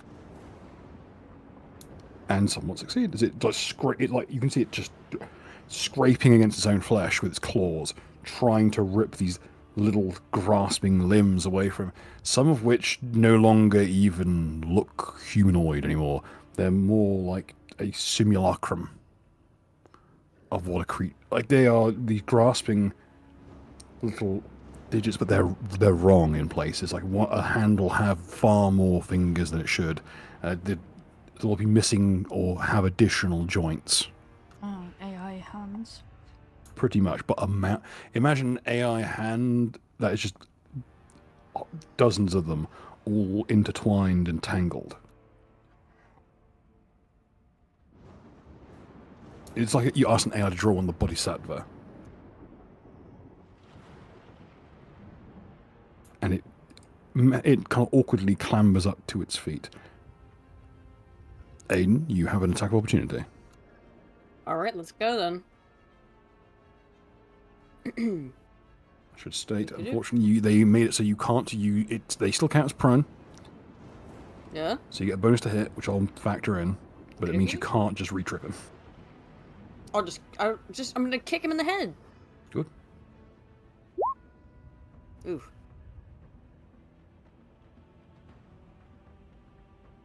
Bruh. There a crit in there? Yeah. Hit's not great, but he's prone, so I'm assuming that hits. Yep, and my goodness.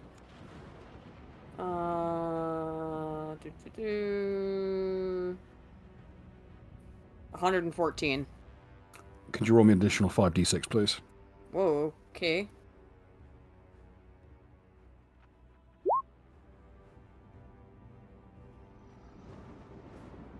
You- 16. You bring the heel of your boot down, and it just he crumbles like a fragile statue, like as if you were made of charcoal. Damn, let's go.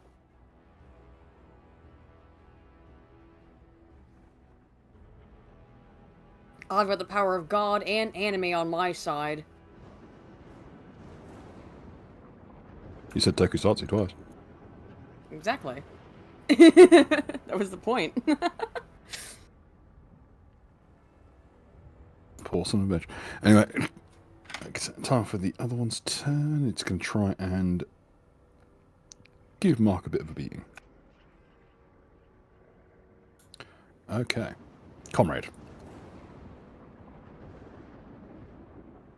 The Minotaur-like beast folk picks you up in its grasp and just pushes and just brings you down like a hammer almost. Like a hand blow from his fist, just smashes you into the ground and attempts to hold your head under the soil. So he's going to try and pin you, but can only manage the grapple. Yeah, and the grapple. Sort of Commander faded out at the end. You're currently grappled. Uh-huh. We will not be Face down. He is trying his best to not just drown you in the mud, but also gouge out as much of your face as he can. You can feel where his nails are just digging into your flesh. If it wasn't for the helmet built into the ceremonial armor, you think you may have lost an eyeball by now. And you see just this towering column of muscle and just skin and muscle and bone. There's not an ounce of fat on this creature at all. It's just pure, lean, just violence. It's not even bothering to use the axe anymore. It's discarded its axe to one side and is just trying to drive you into the earth. And hopefully peel your face off in the process. The other beast folk is tussling with the orc. Yeah, there's not really anything I can do other than just fucking flail around, is there? Oh, you can shank him. You've got plenty of light weapons. You can use those in a grapple. Oh yeah, I suppose.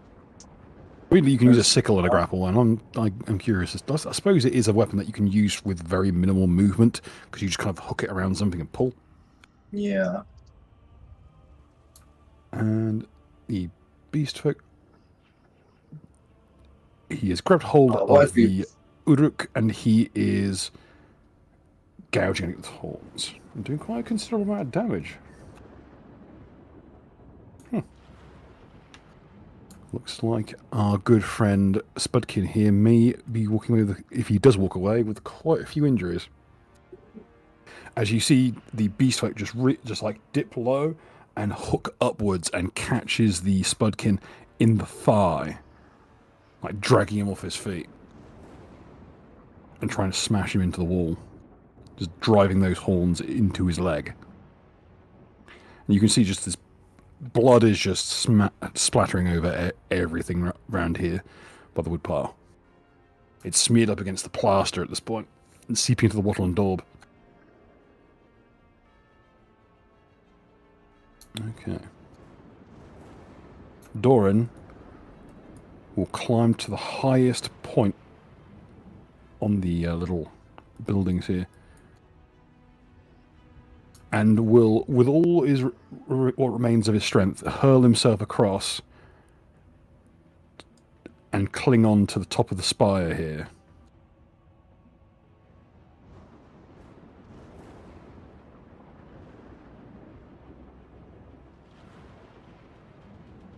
And as he does, he just slowly brings himself up so that he is at the very pinnacle of what remains of the stone, just hanging on through what remains floating. And he slowly brings the blue lens into his grasp and holds it up. Those who want to try and look through the lens may do so, but it's a perception check. And you have an itchy feeling about this. Could I roll sense motive instead? You may.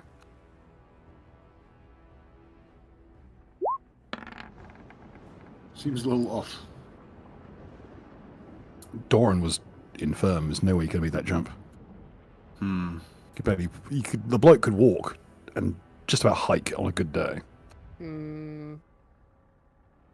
Yeah, sus. But he's high on adrenaline. He's running around and doing God knows what. He's got a broken jawbone. I do have a constant detect evil on. Does that show anything on them? When the blue lens is held up and you see through it to the storm, you see your detect evil glows like it's like the heart of a sun. It's as if the light pouring through that lens is a hole in the ozone layer, and what's pouring through is the untethered might of the solar winds. And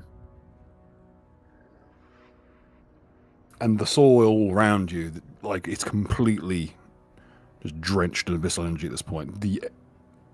If you dip a foot into the soil for more than a round, you're going to start seeing things clinging to you, trying to anchor themselves in your flesh. I see. You will start to encounter effects like Faustian burn, when like lambent demonic energy latches onto a human body. But that lens, as it's held up, it turns from a iodine blue and it darkens. It starts to burnish. It's like it's been held over a smoky fire. And then after what seems to be an eternal moment, it starts to look like the depths of the night sky instead.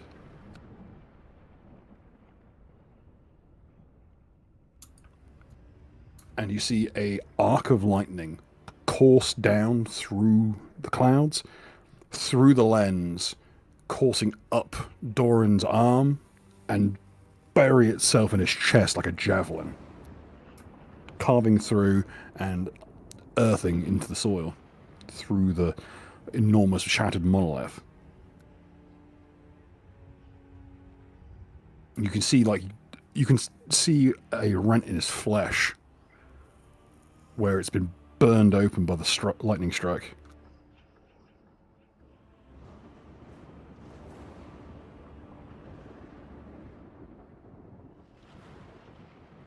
But he keeps that lens up, shaking as he does. You notice that you can see the edges of the storm again now.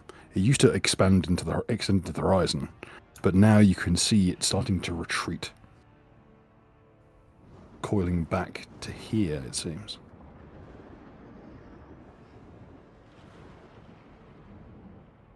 Whatever he's doing, it seems to be working, I'll put it that way.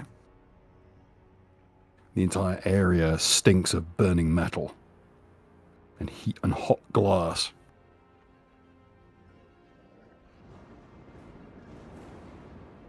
It's got that scent to it right before something goes terribly awry.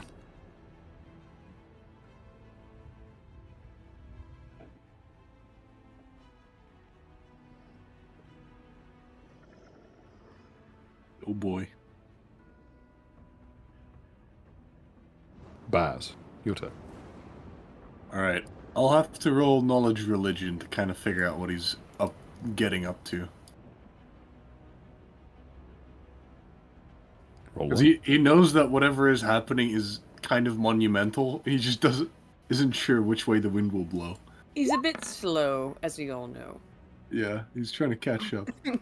Well, you know, weather magic is insanely dangerous, especially when you get to this degree of it.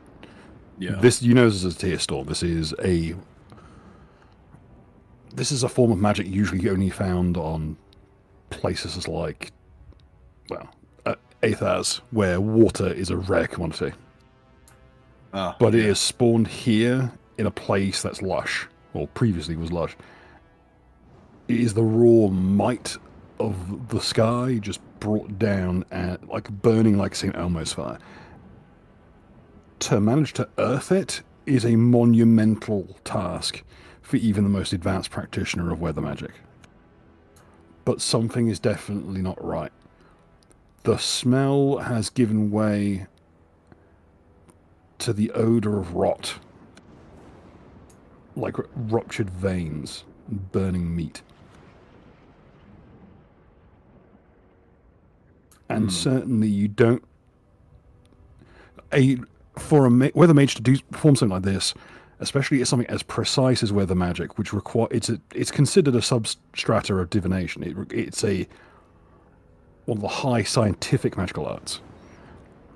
It would have had to have been anchored in like a brass array, like an orrery, and held up and channeled that way. To just hold up a hunk of crystal,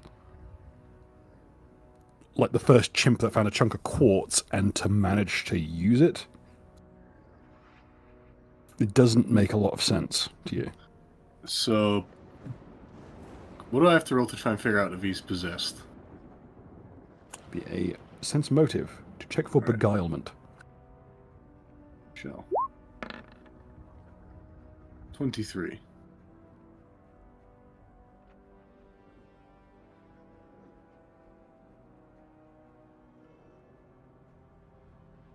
He doesn't seem right. You're not sure if it's possession or if he's been driven mad. Though you know he's badly injured now. He might just be running on adrenaline. I'll just shout at him, "Hey, what's gotten into you?"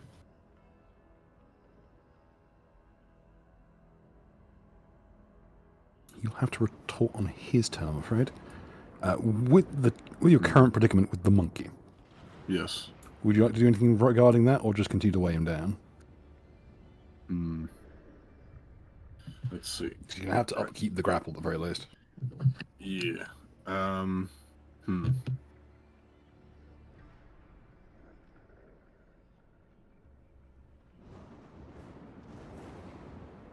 think I'll use a move action through befuddling style to maintain the grapple. Mm-hmm. And I'll ready an action using my standard action to intervene against the weather mage, depending on what happens. Oh, could I use my once per week ability to ask my god what to do? Because Baz is not sure. He needs some divine guidance. Hmm.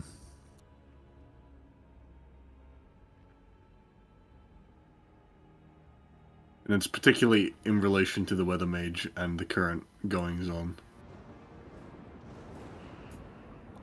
Your hand reflexively releases the chimp. And Do chimp noises when you accelerate?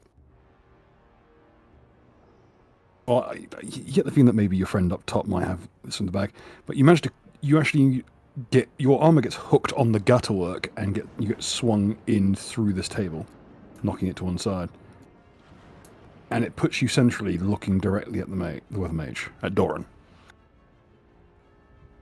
And you realise the smell of rot is getting stronger, and now it's not just rot; it's copper. Could I try and figure out where exactly it's emanating from? Like, if it's from the lens or anything else? Roll me a perception check, please. Alright.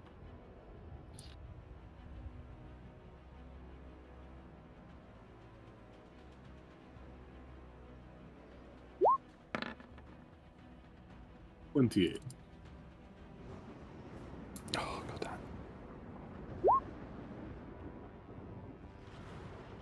Sod's Law.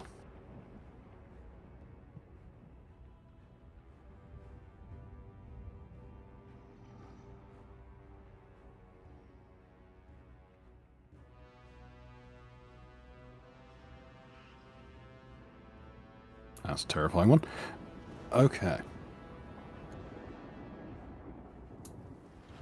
You watch as Doran regains his footing and kind of levers himself upwards, and now he is essentially at the very pinnacle of the floating stone. His legs have kind of clamped onto the stone, and he holds up the lens. And as he does so, you see a seam rip, and Doran's limbs seem to lose strength and falter as he does. A pair of hands erupt forward like the stamen of a massive cadaverous flower. As it does, with a heavy motion, the elbows bring across the wound in Doran's chest, and his flesh rends away like flower petals. As the creature that's been wearing his flesh erupts forth from his carcass, allowing the meat of him, the hollowed out skin coated in thick pine resin and bitumen, and carved with deep runic symbols that seem to have no rhyme or reason. It falls away to the waist like some sort of ceremonial robe. Oh, lovely.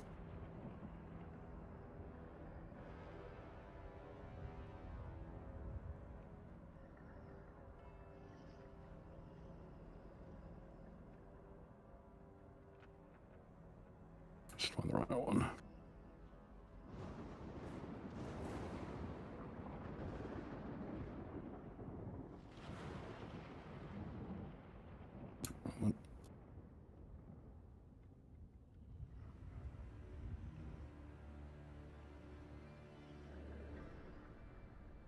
Now fully bathed in the might of the storm, you can see his veins are coursing with the raw magical might being siphoned down from the enormous conflagration boiling in the sky above you. You can see that it's on the horizon is this tidal wave of magical force that is coiling up from the sky like a fast motion footage of clouds roiling out, but played in reverse. As if this act of leeching from the heavens itself is ripping back the curtain, completely scrolling the sky, like the firmament will fall down around your ears as this creature gluts itself on the magical energies. I'll now reveal this profile to you guys.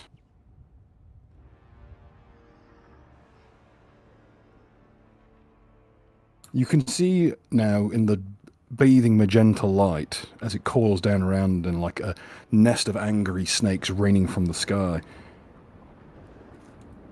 There's these markings all over him with, again, no real rhyme or reason. It's like a idea of symbols, like something primordial before the very concept of language formed. And you see his skin pulled completely taut over his frame. Less like a visage, more like a veneer. It's as if too little butter spread over too much bread. It's this sickly, half-hearted veneer of humanity pasted over something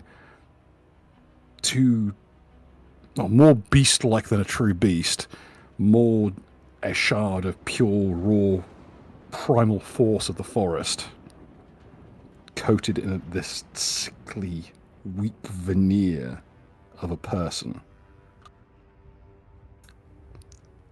It's another hollow skin stretched drum tight over this spindly frame. And you can see it drink the sky.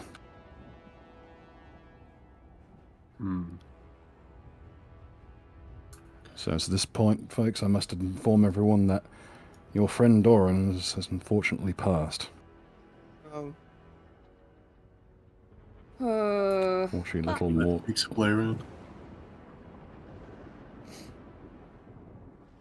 Kill or be killed. The monolith also seems to be gently rising. I don't like where this is going. So, in the state of volatility, because there's a tremendous amount of primal magic and planar energy being channeled into this one spot. Yes. But I imagine that also means it is highly volatile. Very much so. Subject to change. You growing up, when you were very young, there was a ritual that went wrong. That is the reason why the King's Guild had to completely re-recruit. Right. Because there was a disruption to a ritual carried out by a high mage, and out of 40 participants, 39 people died instantly, and the last one had his pattern corrupted so badly that even with magical therapy, he could never cast again. And theologians are debating whether he'll be allowed into any afterlife at all.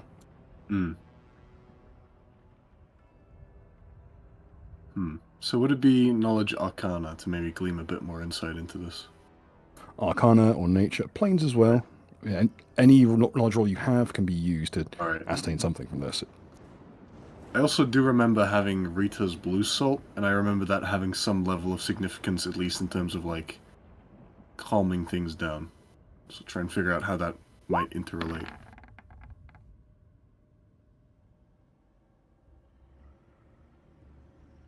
Say Rita's blue salt. Yes. Okay, I think that was the abjuring salt. Be that as it may, You can tell what this creature is doing. It is just flooding its system with as much pure, like the tear storm is essentially a giant tumor of ley line energy that's been it's been, imagine it as like a magical aneurysm in the ley lines.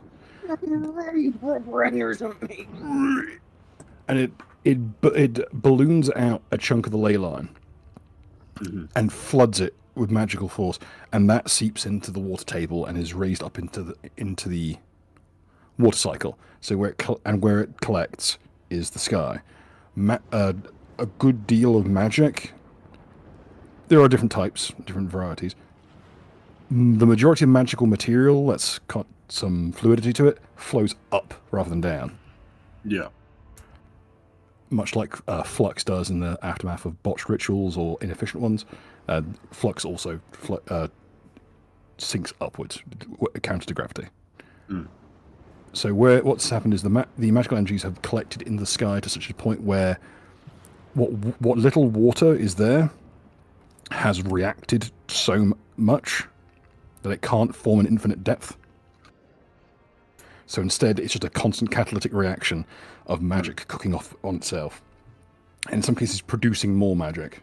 Right. As it's dealing with the nitrogen, or like any force and power that would normally be excised via lightning strikes and such. It just coils around itself and loops. So yeah, it's a feedback loop that doesn't have an outlet, and this guy is becoming the outlet essentially. Yes, and you notice that where the lightning struck him, where it burned the flesh, it doesn't burn him at all. It should be frying flesh from bone. In fact, it's starting to melt the stone he's standing on, but it is not hurting him. His left side's got a few singe marks here and there, but his right side, where he's grasping the lens, completely scratchless. What do I roll to try and figure out how I can... Right, so it's the lens that's enabling him to channel all of this. Yes. And, okay, have you got Arcana at all? I do have Arcana. Roll it. Alright. 16. The soil is reacting in a way which is a textbook example of the ley lines are now being interfered with. From this, and with how high you rolled on planes, the magic is the energy is being drawn into him through the lens. Yes. Tearstorm to lens, outputs as pure energy. Energy goes into the creature. It changes in some fashion, and then it seems to be coiling into the soil.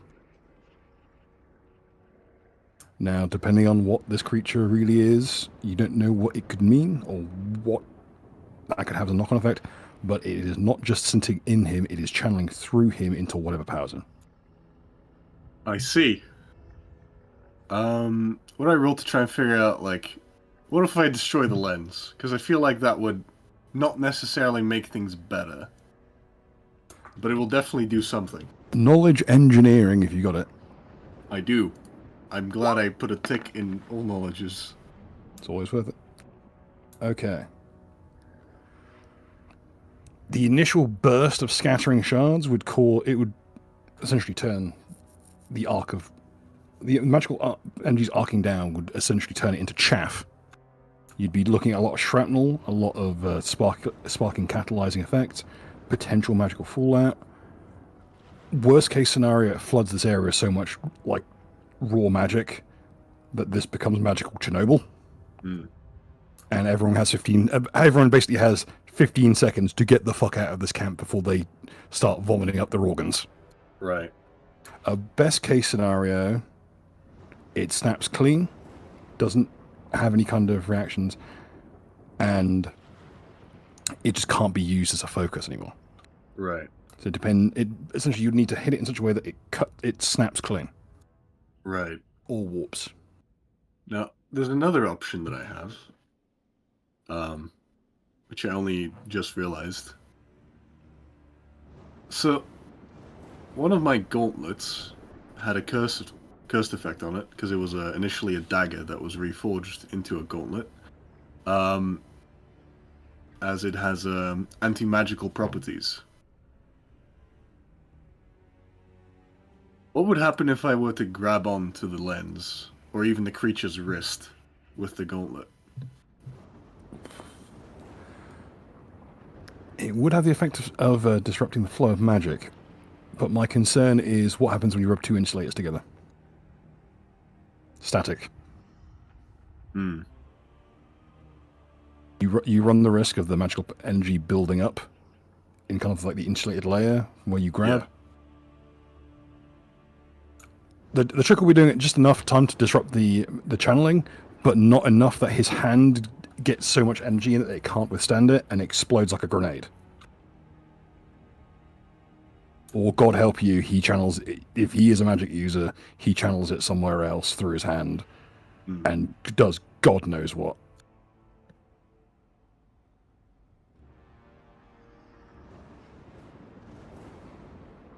I see.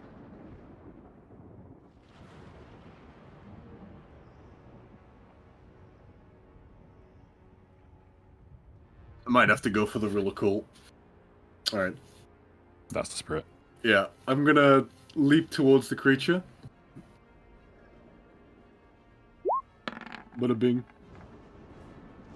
Oh, you can actually go about halfway up. I do have pole arm as well. Ah, true. So I've got Also, length. just in from Captain for 20. I wish. Uh-oh. Oh no, Bill. Okay. So first one is 10 feet up here. 10 feet up here. You basically get to like the layer of stone right below him, but that is a very concerning thing to hear from Captain. He does that. He usually... Oh yeah, I forgot about that. Hang on. I need Oh to no, I don't add like the something to the sound of initiative. this.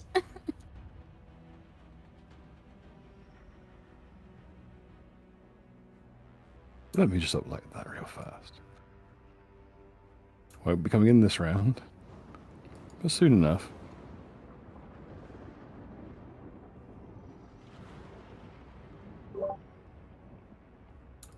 Good heavens. Oh. Yep. Since I was on the deck, did that give me any height advantage for the jump? Essentially consider this, the bit of the map you're on, like a ladder. Yeah. So you're here, 10 feet from the reach of your pole arm, and an extra 10 feet on top of that for the like angle. Right. Obviously, this is difficult terrain even for climbing because it's no longer a solid monolith. It's shifting granite and basalt stone like woven together. Would the armor's effect of negating difficult terrain help with this, as it essentially functions like Daredevil armor? True. You will be able to find your footing. It will still be. It won't be much easier, but it will be a little bit easier than most. You can actually stand on it. It won't just immediately throw you on the ground. Yeah.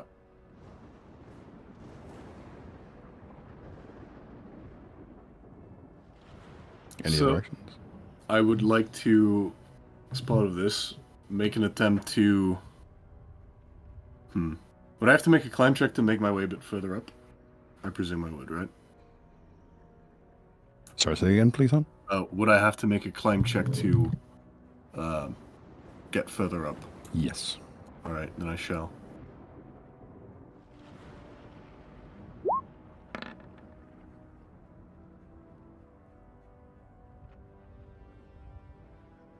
$23. Okay. You're climbing up, and just as you're about to put a hand on him, this creature, everything about this being, to call it a creature would be to undersell this thing. It is as if you're reaching out towards the very font of filthiness, like the idea of the epitome of being spiritually unclean. And it stops your hand. Oh. Where it is. I'm not attempting to reach out against the creature itself. Just the same beside it? Well, I'm trying to leap up and grab onto the lens as well. Oh. Okay, so how much same effect? So as you're reaching towards the stone, you can see where the creature's fingerprints have touched it. It is burned into the actual glass. Hmm. And you can see this. Where the creature has gripped it, it has completely subsumed the lens and is now, it's coiling with this writhing decay underneath the actual crystal. It's as if its maliciousness is manifesting as a myriad of parasitic worms coiling around the interior of this gemstone. And all of them are feeding on this just raw power. Okay, here's the rundown, Baz. Mm-hmm. Congratulations on being the first person in any of my campaigns to get this close to a druid. Yeah, I figured he was. But druids have an effect called Druidic Awe. It works very similar to your bishop ability. Mm-hmm. You will need to roll a will save to even willingly touch anything in this thing's possession. All right. Because these are creatures that they don't just wield magic. They reach out and wield the primal threads of what makes a person a person. It's something that when you look at it, everything about you screams at you not to go near it. So it'll be a will save to even God try. wills it. It should be 23. You brave lad, you. Roll me a CMB check to try and grab it.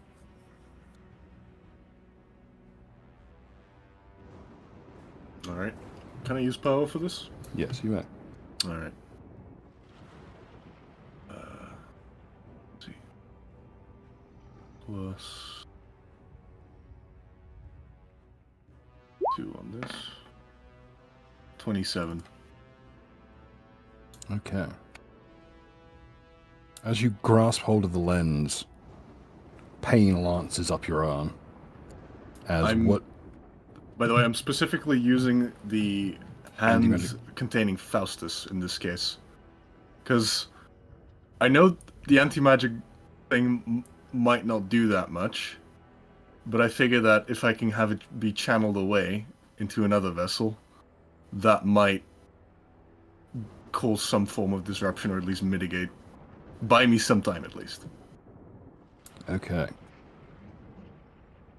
As you grasp the stone, it erupts into flames,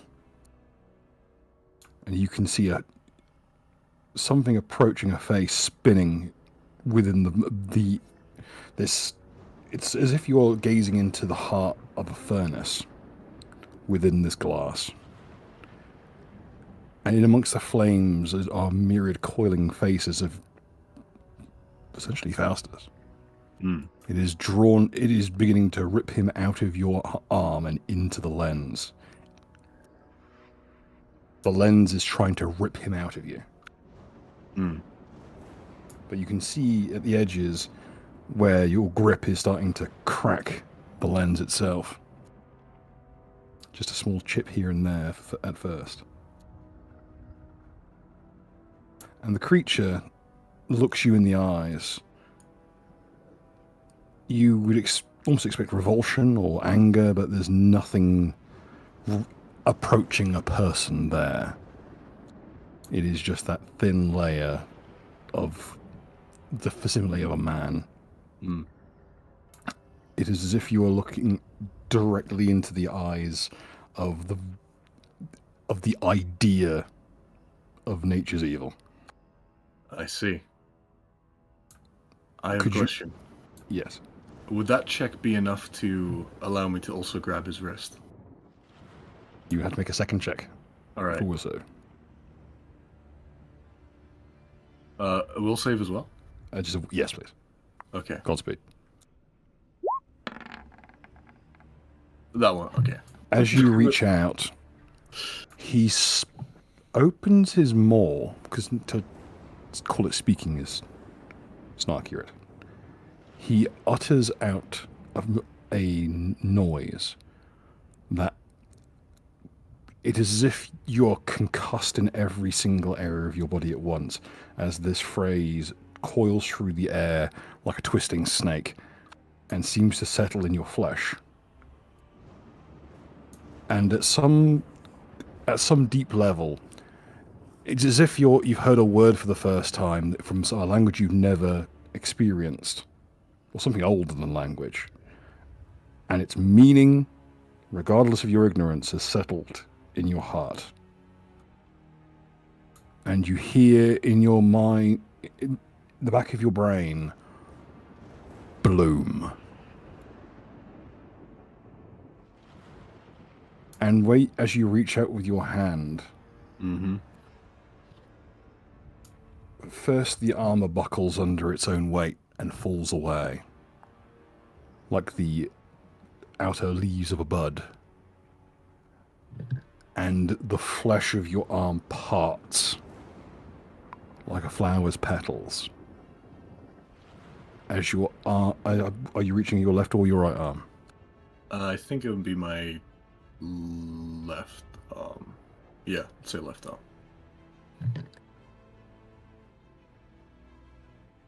Okay, don't worry, I've got this in hand. Pardon the pun. So your left arm up to the elbow just completely peels apart, layer upon layer. Each layer of muscle, another petal of flesh. But the blood sticks to the bone like water in zero gravity. It's just a roiling ocean of blood in amongst this fanning display of flesh that's rendered off of your own body. You can see the marrow start to seep out of your naked bones as the layers of bone begin to peel, layer upon layer. The two bones of your forearm jutting out into the night air like a stamen on a flower.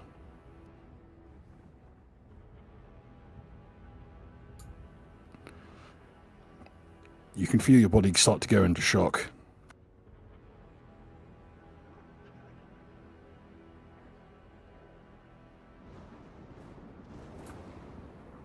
And as easily as the creature did this to you, the flesh suddenly loses its tension and falls into a limp heap of just mutilated flesh. But still, the splintered bone, the marrow seeping through, and that blood clung to it like fluid in zero gravity, just clinging onto the bone as if it was holding on for dear life, not flowing away from you.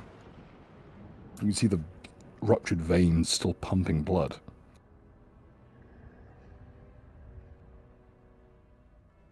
And until you get some very serious and probably magical surgery, your left arm will not be usable. I figured as much. I think that is all I have for my turn. Okay. Bullet's turn, which means the other effect kicks in. Oh, actually, one thing I can do, since I'm holding on to the disc, is to imbue the disc with holy light. It had to be a standard. I think it had to be a standard action. Your next. It's a swift action. Swift action? Oh, yeah, shit. a weapon of holy light, specifically. Oh shit. Since it is an item I'm holding. Oh, in this case, you can. Okay, keep in mind, Faustus is partially drawn into the lens. It could cause him serious harm. In that case, I'll refrain from doing so. You can hear him kind of say, like, I know you're in shock, but no. Whatever you do, don't do what you're about to do. All right. Okay. You watch as Salome, still drifting on this bank of red fog, just very having to drift back onto the rampart from whence she came, and she pulls a bag from her hip, and using the long bloody tendril-like cables that she's formed, she starts to whirl it, and with a great heft launches the bag skyward.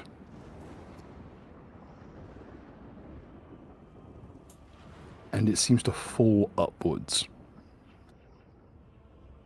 Until finally the little sliver of blood she let soak into the bag holds in midair, tenses, and like an embolism bursts.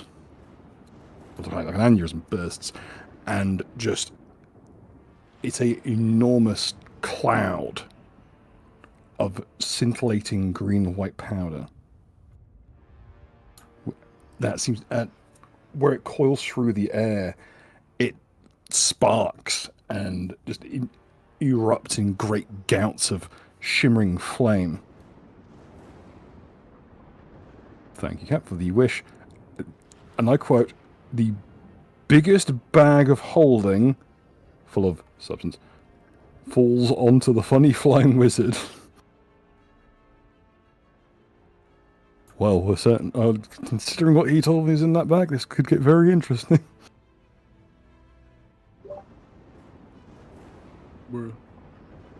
How much is the level 4 bag of holding? It's big.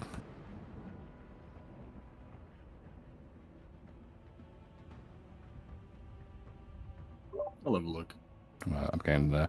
Oh, it's 250 cubic feet. That's 1,500 pounds of. Yeah, it's like that's 3/4 of a short ton of. Who would like to roll alchemy for me? I can. Yeah, you probably have a good alchemy score. Yeah. I hope so. If you got anyone with a siege engineering background, we'll also get to roll. I have a 13 in alchemy. Alright, there you go. Fuck. Roll D1000. You might get some bonuses out of it. Baz, you have seen this before. Textbooks. Oh boy, that bodes well. Yes, as both of these chemicals are a violation of the magical equivalent of the Geneva Convention. Individually.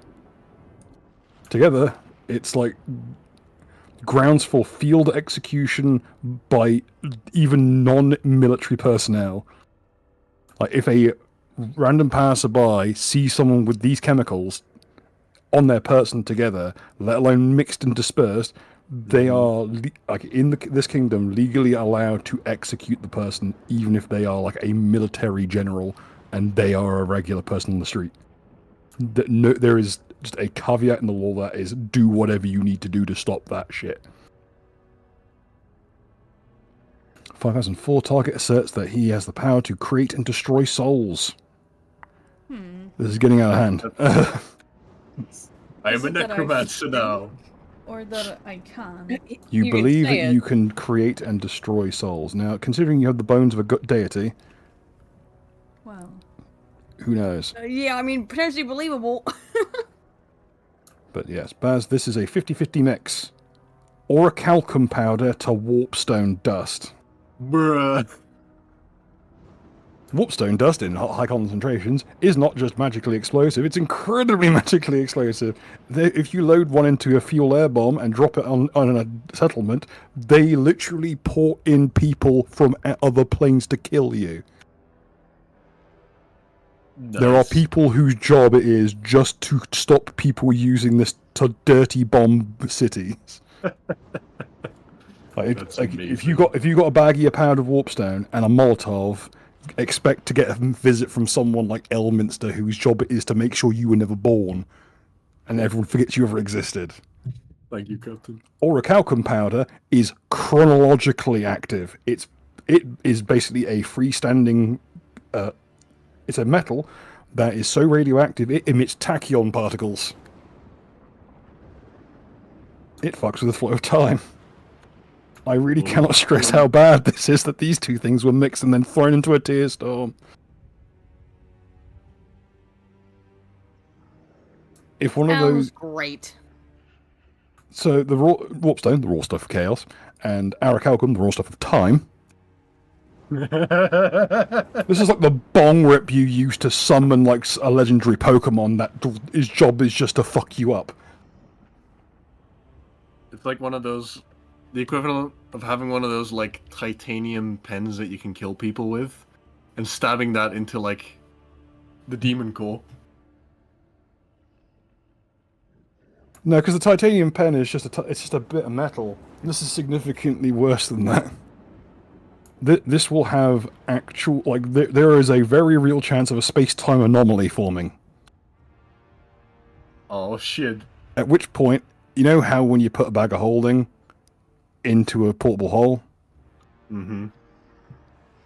and that like sucks you through a gap a single micrometer thick onto the astral plane and disperses you like Play-Doh? Yeah. Imagine that on a time scale. So parts of you are jettisoned across the time stream. Also, it's in a bag of holding type 4, the largest bag of holding that is made, that is not like an artifact, and it's currently floating in amongst a planar storm. This is what we call a worst case scenario. I see.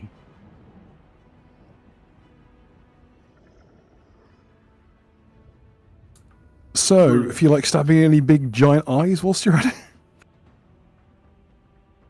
Oh goodness.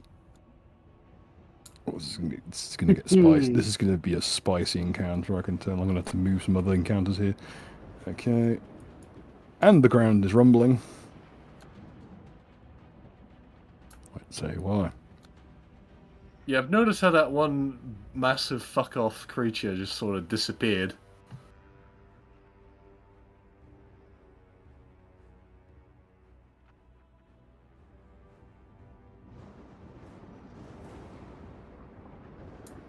The ogre, who until now has lay slain, stands up.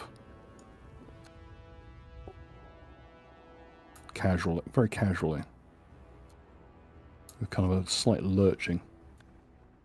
He just surges up to his feet. Anyone wants to roll heal? That'll be on them. Okay, what else?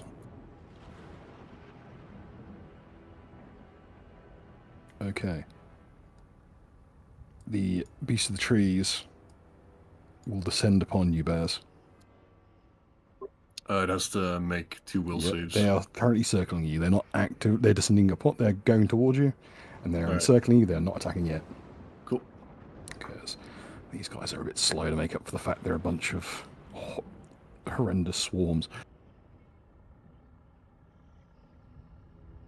Unfortunately, this Spudkin was in the wrong place at the wrong time, and will need to roll a save versus a lightning strike.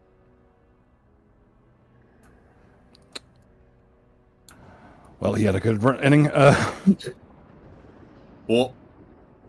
Oh yeah, also I need to roll one little thing. Vaz, would you like to do the... who would like to roll a D100 for me? Sure.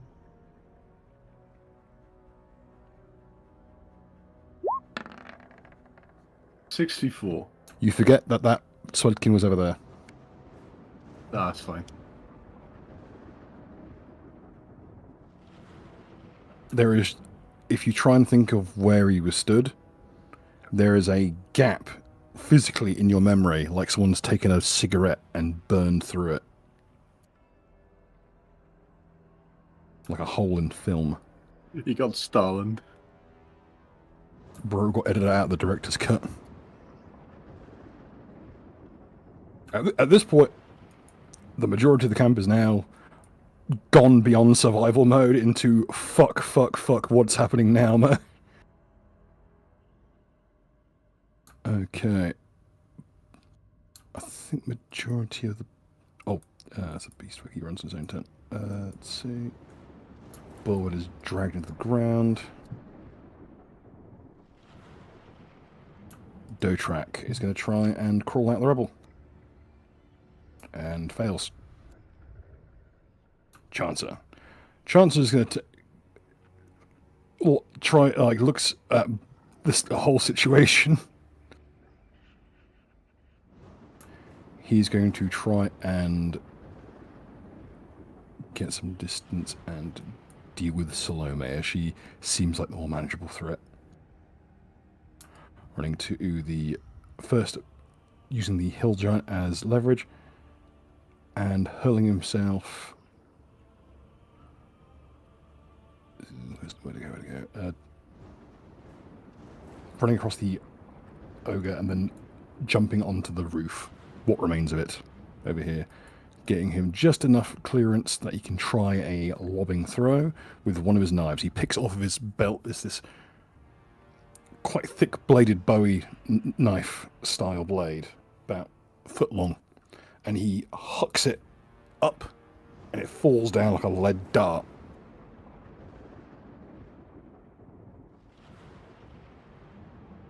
As it arcs in towards Salome, you watch as the blade tilts in midair towards her and then stops in midair, about a foot from her. As the knife vibrates in the air, and you can, could everyone who's in the vicinity, it's a line of sight, roll me a perception check, please? Or Arcana.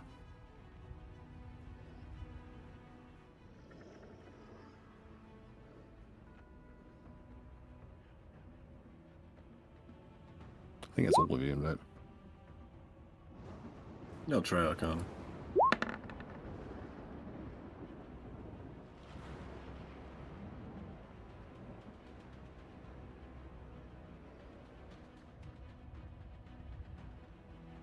It is a simple spell, so maybe that's enough to pick it up.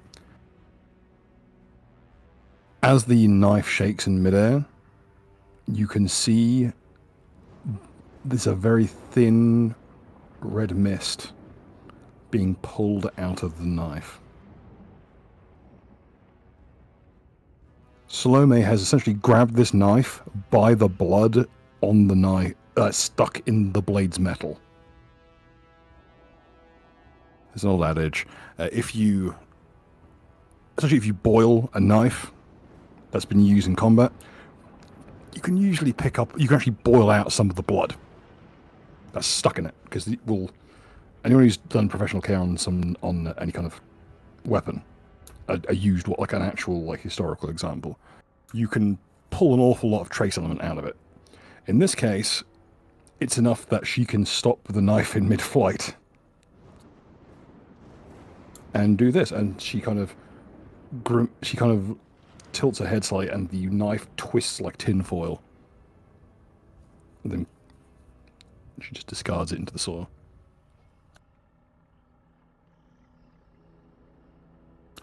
Chance is looking a bit nervous, to say the least. Eris, your turn. Okay, question.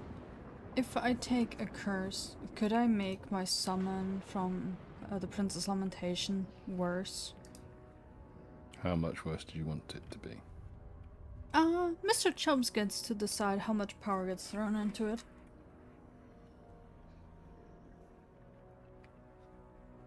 So, If you want to take the curse. I'm willing to, yes. Okay, let me find my copy. We're gonna just direct. This is gonna be no 100s this time. This is gonna be straight D20 roll, because you're rolling now on the special table. Yay. Don't try this at home, folks. There's some very nasty stuff on that list. Let's hope my one roll to make it control under me, will it be controlled by me, goes well too. So we're into the abstract forms, which is like this is the area where you run into the real bad shit. Alright, tell me when. I'll already roll the d10,000 for the curse. Okay. 46, 28.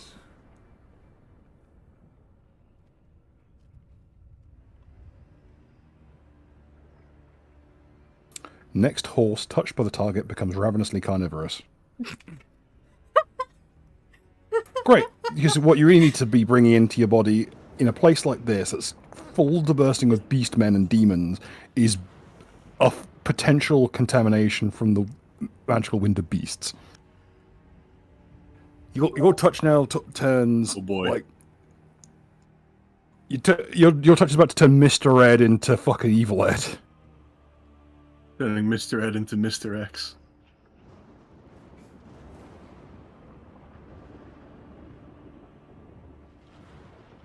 I'm trying to think of a crack about Seabiscuit, but Tell me when to roll the 20s. roll a d20, singular. Boop. 4. Oh no! Imaginary equation, incorrect yet true. I'm going to read this verbatim. I fucking hate this entry. It's like the worst one to have because it's... Okay. Make have is the two and of them meaning numbers power orders no sufficient number. 1 does not equal 1, A equals B, B equals C, C is greater than A, 0 is larger than infinite, F does not equal F, A plus A equals A, times X plus 1 to the power of 2 equals X. I'm sorry, Aiden. To act, players must roll dice not his own. Multiple dice, only multiple owners. Roll unimportant, just pile of dice that with most owners wins. Count sideways, subtract behind, no decision equals no action. Wait, who has All the actions power accompanied by levels? spontaneous spellcasting of 1d4 level random spell. Random targets in hindsight calculated. Clerics retain faculties, keeps time slipping, must kill the stalwart stabilist to stabilize, kill until it's dead, first to next sleep dies as brain flays. Now I feel like I'm having a right proper aneurysm. What the hell is happening? This The entry is this literally already rolled? imaginary equation incorrect yet true. This is she has summoned a complete breakdown of mathematics. Yeah, it's making me have a complete breakdown. Just listening to this. Random targets in hindsight calculated. Clerics retain faculties, keeps time slipping, must kill the stalwart stabilist to stabilize. So now, all rhyme and reason have fled the fucking building. No more math for you. Free. The data now is. No. In this Why are you area, trying to cause me? Why are you trying to cause me to have in this area, breakdown? you have summoned in something that makes the data is. It makes the data be. Singular. Oh my god. It's a tune. It's truly my deepest nightmare. Nobody tell Uzalu about this. Nobody go tell Uzalu that apparently in our game, the universe is warped so that the data is... Oh my god! Don't worry, you just have to I'm kill gonna me vomit. to stop this. Alright. Now roll your domination check. By the way, this is not the actual worst thing, this is just the most annoying. Because this will just randomly spit out magical effects for the rest of this fight. Hooray. We'll be right back. Ba-da-ba.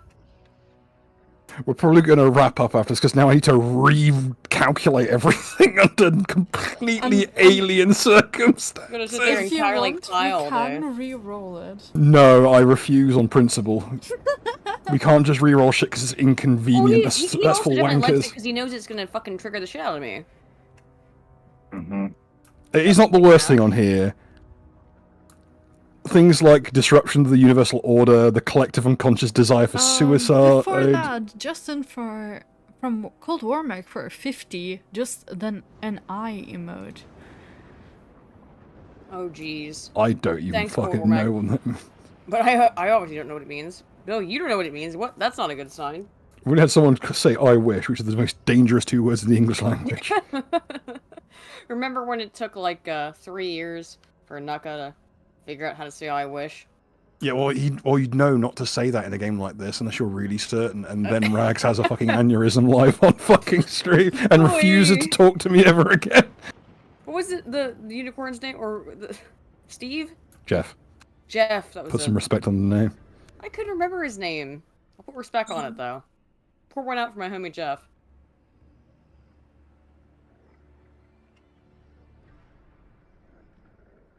Okay. Jeff was the greatest unicorn of all time, or whatever the fuck he said. So funny.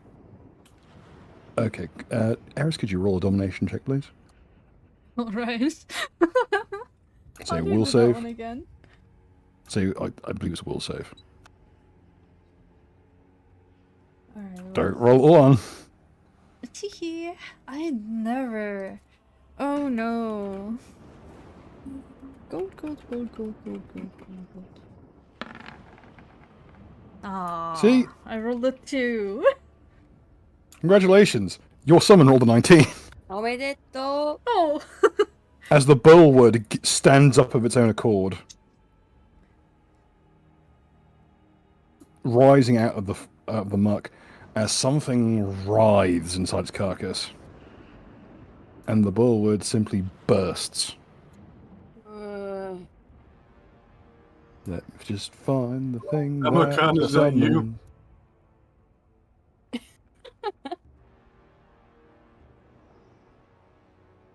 Let me see.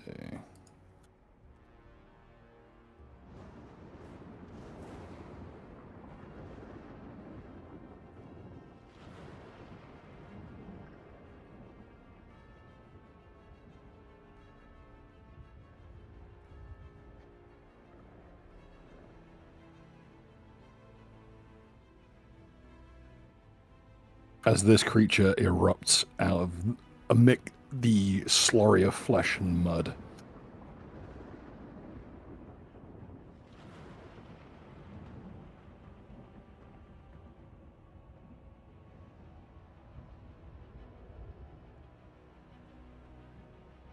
And I think that's a good place to call it, as it is the time. And as mentioned, we will be recalculating a few things. Sorry, not sorry. Mechanica's mentioned reality is breaking. Or the end of reality, so I wanted to give it a go. So not only have we got a area where the area is completely suffused with chaos magic, the time stream is now it's completely filled with tiny grains of metal that cause time stream disruption. There is now a creature that causes complete breakdown of applied mathematics and logic, and a tear storm, and a druid, and some kind of flesh elemental is running around in the soil, and the druid is drawing magic out of the sky into the ley lines to. Ooh, lad, it's good. And we have Salome, who's hopped up on some kind of substance enough that she is throwing out magic casually with just thoughts that can kill people instantly. It's gonna be a wild ride next week. Hey, I don't want to get off Mr. Bones' wild ride, so let's go! Let's make it worse. Yes, let's make everything worse. Yay! Well, folks at home, I hope you all have had a great time this evening. It's certainly been a wild one. And I think we shall convene for this evening. Any kind words from my colleagues here? Not for me. Thank you all for showing up, guys. Hope you had a fun time. Drew and I will be on here tomorrow night for typical, No, it's not monthly tomorrow, run. because we're out. Oh no! Excuse me. Thank you, Bill. I should come. We will I not should. be on tomorrow night. I'll make an announcement on Twitter as well and on the YouTube channel. We will not be on tomorrow night because it's Bill's birthday this week. So Bill and I are going to go see a comedian, Al Murray, tomorrow night. The pub landlord himself is in Guernsey for some reason. Yes, which should be very fun. So we're going to see a comedian tomorrow On night. holiday, probably. Yeah, right. You know? She's gonna come out. I'm here to file my taxes. It's a universal hurrah for dodging the tax man. So we will be Broken Crown this week will be on Thursday, not tomorrow. Right. Thank you for reminding me, Bill. Yeah, that's what we got going on. Anyone else have anything? Mark, you have anything you want to show? No, not really. Okie I dokie. don't know. Subscribe to my channel. Hemorrhaging subscribers again at the moment. Well, did you do something bad? I haven't watched your new video. What? Like last week, didn't you? Oh, I haven't put out a proper video. Like, I've been cutting some shorts out and stuff Oh, okay. recently. Because, you know, asking people to watch a 2-hour live stream to find 45 seconds of it being very funny. You know what I mean? You do long streams. Yeah. Exactly. But yeah, go check out Mark's channel if you've not. Han, Penny, anything? Not Nope. really. All right.